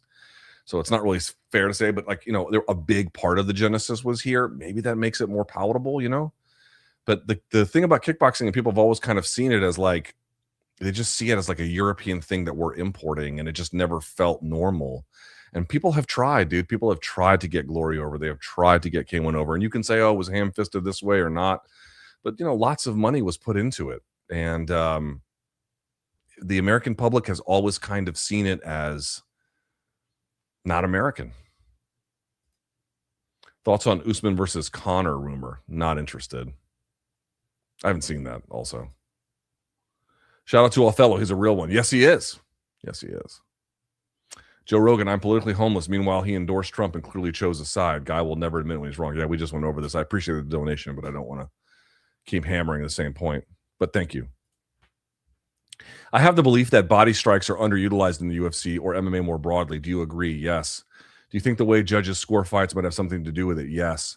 The problem with body shots is if they don't leave a mark or they don't cause the opponent to physically recoil, it can cause you problems with judging. If you're a guy who goes to the body a lot and maybe it adds up over time, but it can be hard for the judge to tell exactly what impact it's having. It will hurt you. Meanwhile, if you can pop someone's head back, even if they're still totally good, it demonstrates as a demonstrative ability to the judge. It's just a problem with how judging works. Luke, I'm sure you've covered this before, but can you please speak to private equity firm Silver Lake now owns WME, this owning UFC? Also, no, Luke technique is timeless and old school. I don't know what the last part means. Private equity firm Silver Lake now owns WME. Yeah, I mean, they've had a private equity extraction model even prior to any kind of recent ownership structure change. But by the way, do I have it here? I have it upstairs.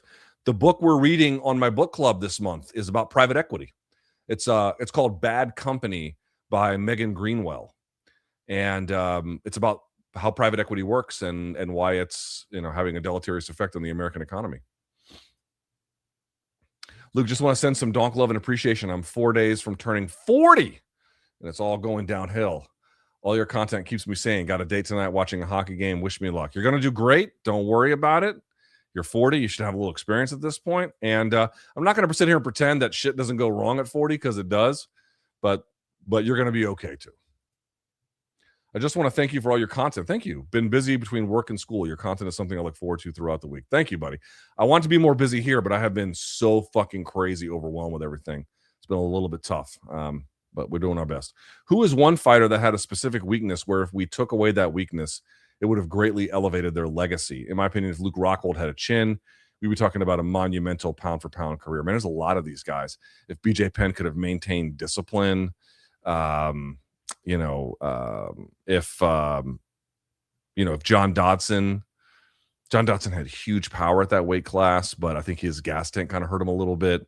I mean, you could do this all day. If Fedor didn't have thin, like quite literally thin skin and didn't cut so easily, there's a couple of fights that would have gone potentially a little bit differently, even ones that got delayed and then rebooked.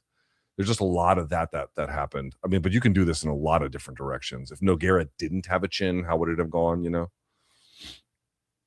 I know you don't like talking about him, but what do you think about Conor versus Leon Edwards as a match? Don't care. Yeah, in either case. I mean, it's a good question, but it does nothing for me. That's the honest to God answer. It does nothing for me.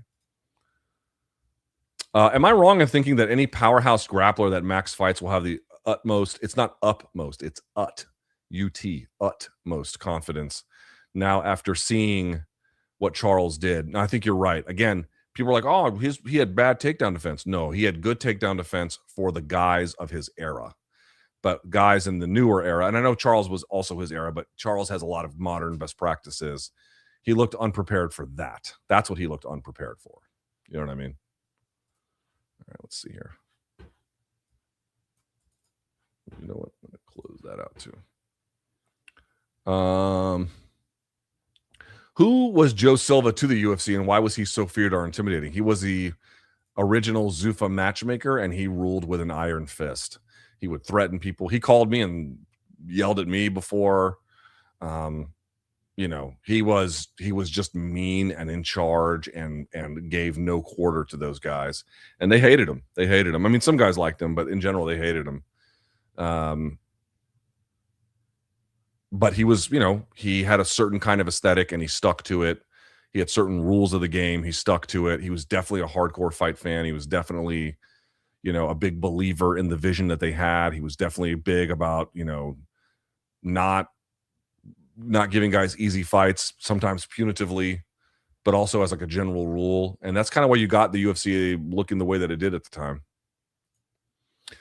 Look, would you guys ever think about adopting? We did for a while, but now it's kind of fell off. The world is crazy right now.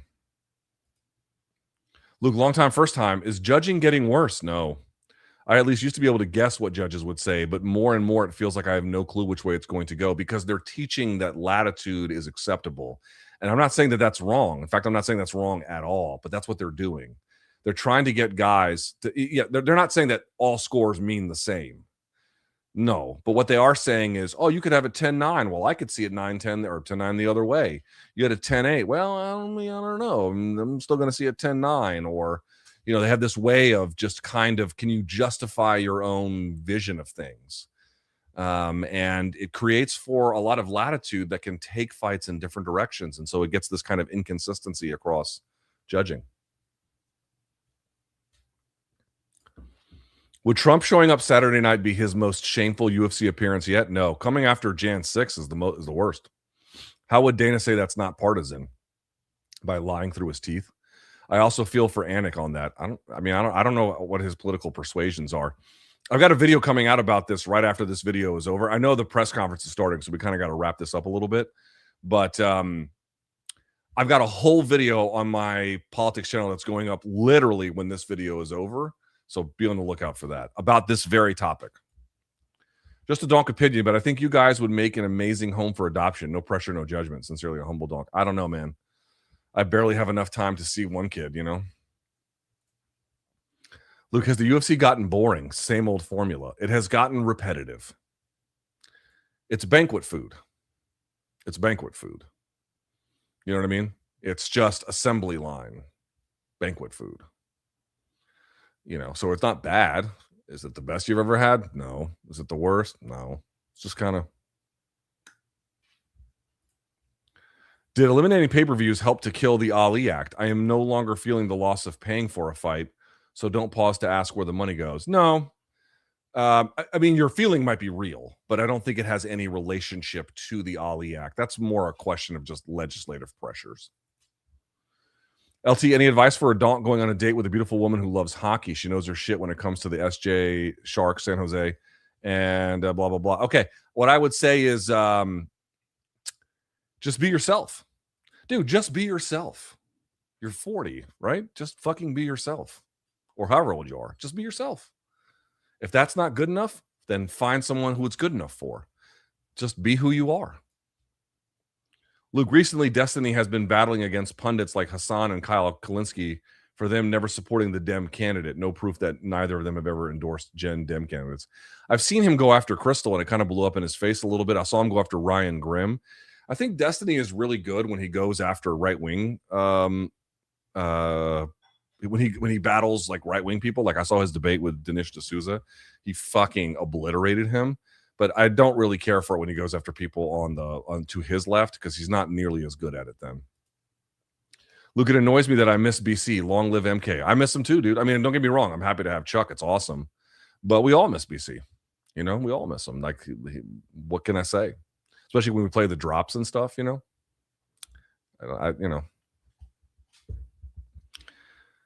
Life is what you can control, and you do the best with what you can control.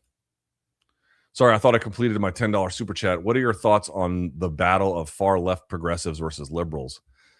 If liberals have their way, we're finished. It's a path to ruin. If this country doesn't undertake bold progressive reform if there is a change in leadership in 26 and 28, and they don't have bold reformation, we're in deep, deep trouble. And I'm also going to say this. I got CNN asked me to do CNN asked me to do a panel, and this is true. And I don't think I got picked. They asked. This was like in March, and they did not a tryout, but they have a team of producers. They interview you ahead of time, and they interviewed me. And they were like, what do you think are some of the defining issues that matter to, young men of the right? And I was saying, again, I was trying to be clear, like, I'm not a guy of the right, but like to the extent what I see them talking about, to the extent like, how I interface with them, what are they telling me? And I was like, number one, whichever party shows the most distance from and restraint on, or I should say, distance from Israel, and then does their most to restrain Israel, that's who's going to win, young men. In 2028, like the party that reigns in Israel. And then they were like, okay, we'll talk to you later. and they never called back. And I was like, I'm sorry I told you shit you don't want to hear, but it's the reality. Yoji, thanks for the donation. Did you see the interview with Ovi yesterday where he said he will decide after the season if he will retire or not? Yes, it's partly why ticket prices are even up, right? Even more so. The Great Eight might only have a few games left. Dude, he did everything. Caps aren't going to win the Stanley Cup. They're a good team, but they're not going to win a Stanley Cup. He's the all-time record holder. He won a Stanley Cup. He's fucking old, bro. He's got hair like mine. Like, what is he doing out there on that ice? Ash, welcome to the party. What did you and Pablo discuss? We discussed the connection between the political right and MMA, but only for a short time, and then a lot of it was Ali Act, and then a lot of it was, but not a lot of it. A part of it was Saudi Arabia. So I'd say mostly Ali Act, some stuff on the UFC right wing connection, some stuff on the Saudi influence in combat sports, and then ultimately what happens with the Ali Act. LT, you ever notice you often resort to insults when discussing people with different views than you? Yes and no. I agree with you a lot, but this live chat has become an echo chamber with the same complaints every week. Well, the thing is this, guys. If there were people on the right who were thoughtful, who, for example, would watch my lecture and then offer something thoughtful, I would take a look at that. That'd be interesting to me. But I don't know if you guys have noticed this. I have for whatever reason, I'm not entirely sure, I have a very strong ability to needle and annoy the lowest common denominator of people who oppose my views. Right. So it's not like Sagar Enjeti, who does this for a living, who is certainly, I don't agree with him on quite a bit, but, if he had some kind of critique about what I was saying, I'd pay attention to that. I would listen to that. But that's not who I have to listen to. I have to listen to people much, much less informed, low information donks. Those are the ones, like, look at the people, I'm telling you, look at the people getting mad at me for just posting the lecture that, again, the well over 90% did not watch. And look at how fucking wounded they are. I cannot honor this. I'm supposed to pretend like, because they have differing views, I have to now elevate it to the level of thought that I worked on that presentation for a long time. I'm supposed to like, they're putting in no effort. I'm putting in all the effort. And because they disagree, I'm supposed to honor this. Like, no, I'm not honoring that. I'm not ever going to take that seriously. More criticism of any type is not better. Good criticism from informed places by people who are good at it, that's valuable. When you can find some of that about my lecture, I'm happy to take a look. But I'm not going to be nice to chuds. I don't even care that the UFC has become a media arm of the Tea Party. What pisses me off is they pretend it's not political quid pro quo. Well, what are you going to do? I mean, it's a promotion. Promotions lie. You know what I mean? Promotions lie. I see your point. I understand it, but like, that's just what they do. I mean, every promotion. MK all day. Thank you, Saul. Overeem that fought Lesnar versus Ngannou that beat Miocic. Go. I'll take Ngannou because he was probably faster, but that would have been a sick ass fight. Yep. Great fight. I'm surprised Eddie Bravo and Reno's name haven't been brought up with their pro-Trump views in the past. I don't know much about Eddie Bravo's politics beyond its craziness. I couldn't tell you. Free Courtney Williams. Yes, it's not even clear that she even leaked anything classified to Seth Hart. Why is everyone so concerned with fighter pay? I'm tired of hearing about it. They don't care, so I don't care. Friday is always going to rotate hosts. Yeah, in general, Friday is always going to rotate hosts. And on the, we've talked about the fighter pay thing until it was a million times over. But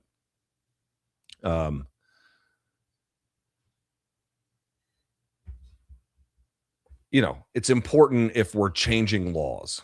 I'll talk about it then, right? That seems relevant. Melky Kawa basically admitted it was money. As certainly a contributing factor, yes, and one of the Islam Ilia fight fell through.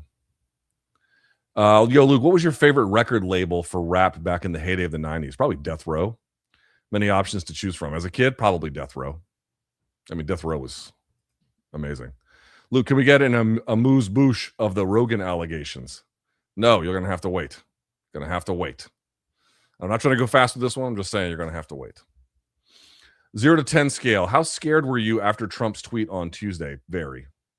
I legit thought he could nuke Iran. I didn't know if he would, and I knew that obviously the chances were greater that he wouldn't. As someone with a bachelor's degree in international relations, I don't know what to think anymore. The issue is less about what he might do. The issue is more about what Israel might do. And they just might take it into their own hands to go fucking bananas, and just be utterly unrestrained. That part to me is just very, very, very, very concerning. Got to cut them loose, boys and girls. Got to cut them loose. Now that the USA will not be the global superpower after this disastrous war, is it possible the military-industrial complex will gradually collapse? I think that process is going to take a lot longer than you think. These changes take time to set in. They take a while. They take years of slow descent. So you might get what you want. You say gradually, but very gradually. You know what I mean? Oops, excuse me. Sorry to bother you, but happy to donate. Your friendly neighborhood film donk wonders if you got time to watch Eddington yet. No, not yet. I did start a movie called The President's Cake. It's an Iraqi movie, but I've not finished it yet. Ever consider a film club? You know what? That's not a bad idea because I do watch some pretty good films. I'll think about that. That's interesting. I'll think about that.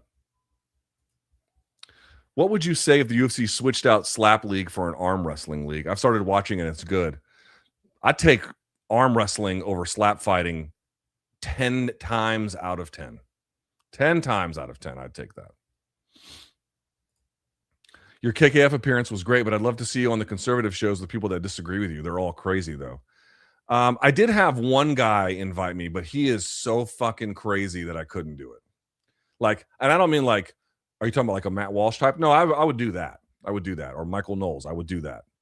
I'm talking well to their right in terms of craziness. Like well to their right. With the high churn of Dana White Contender Series contenders being signed to the bloated roster, do you think vacuuming all this low-level talent negatively affects the regional scenes? Yes, in part because guys aren't getting enough time on the regional scene to work on their games. So they're kind of getting pushed a little early, and then they can't really get the development that they need, which is why I think there might be one reason, not the reason, but one reason why there might not be as much displacement from one generation to the next. I know we're losing audience because that presser is on, so I'm going to try and go through this as quickly as I can. Hi, Luke. Been following since the live chat on Google Plus. Have those older ones been archived somewhere? We still have them, or just lost to the ether? They're there. Also, is your episode of Crystal Con Friends up yet? It's been up for weeks, brother. It's been up for weeks. Last butterfly effect could be Volkov not getting the nod. And Gane getting another title shot, leading him to gouging out Aspinall's eye sockets and further ruining the weight class. Yes, great call. Great call. Such a great call. Well done. Good one. Luke, have you talked about the FIFA tickets? I'm a huge fan, and I'm super bummed I won't be able to attend. Resale for the Mexican game are at $4K for Category 4. Dude, I saw tickets for the Colombia-Portugal game in Miami for $22,000. FIFA is a scam. This is what I mean. Like, people can be mad at the UFC and fine. Like they have very expensive tickets too. But this problem is so big. It's so vast. It's such an issue. Is Rogan compromised? This guy hates Rogan. Did some powerful people set him aside and give him a talking to? I think he's just influenced. I don't know if he's been gotten a talking to. He's comfortable being friends with Teal, Musk, Zuck. He's on their team. He chose his side. Fuck him. I don't think that he is necessarily afraid in that way, although one never knows. But I think that these people are his friends now, and he kind of accepted that, and I think he doesn't really know what to do with them. Like, this is just his orbit now.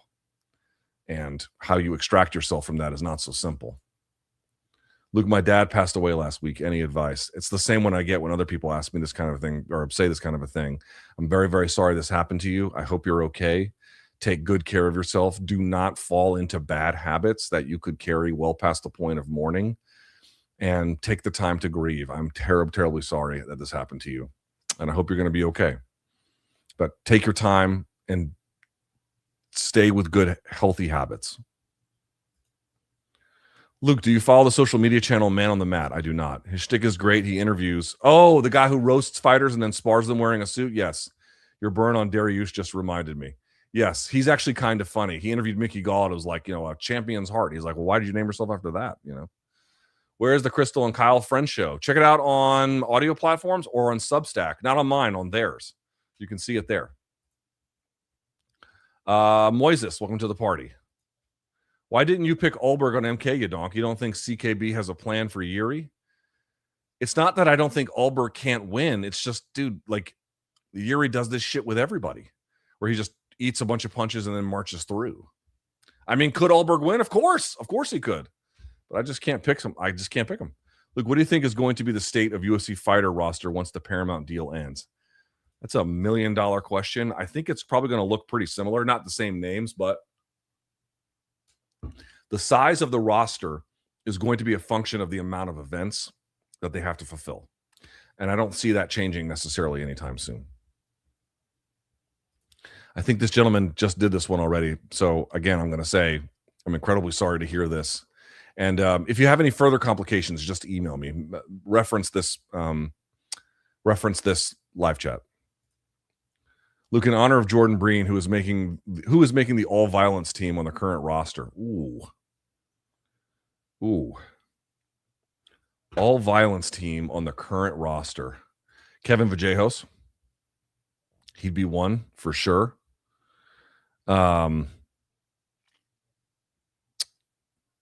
Hoofy. I'd put on that list. I'll give you one more.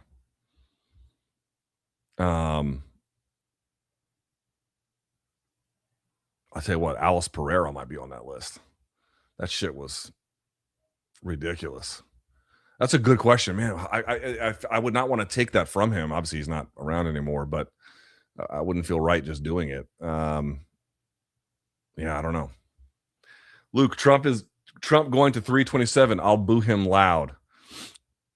I think that there will be some boos, but I think it's going to be majority cheers. If he gets majority boos at this place, he is finished. The UFC crowd is going to be his Alamo. If they turn on him, there's nowhere left to go. Why not just move MK to your channel at this point? That was discussed for a while, but we went the other way for a bunch of reasons. But that was discussed temporarily. How skeptical are you regarding the legitimacy of the 2024 U.S. election? I have not reviewed any of the evidence, so-called evidence about it. There might be something to it. I wouldn't surprise me necessarily, but I think mostly the left just kind of has to get over how badly they performed. Make a hybrid of any two fighters of all time. Khabib Nurmagomedov and BJ Penn. I think no one beats that person. Yeah. All right. Go watch the press conference. I'm out of here. Thank you guys so much for all your donations. And I appreciate you being here. There is no live stream this weekend. I am going on spring break with my kid. However, I will have a reaction for you after the not live, but I'll definitely have a post I'm going to put up reacting to all of the stuff. So I'll have some stuff for you. I'll stay in contact, but I'm going away. Okay, I'm going to take my kid on a trip. All right. Love you all. Have a great one. Enjoy the fights. Enjoy Trump. And I'll see you guys next time. Until then,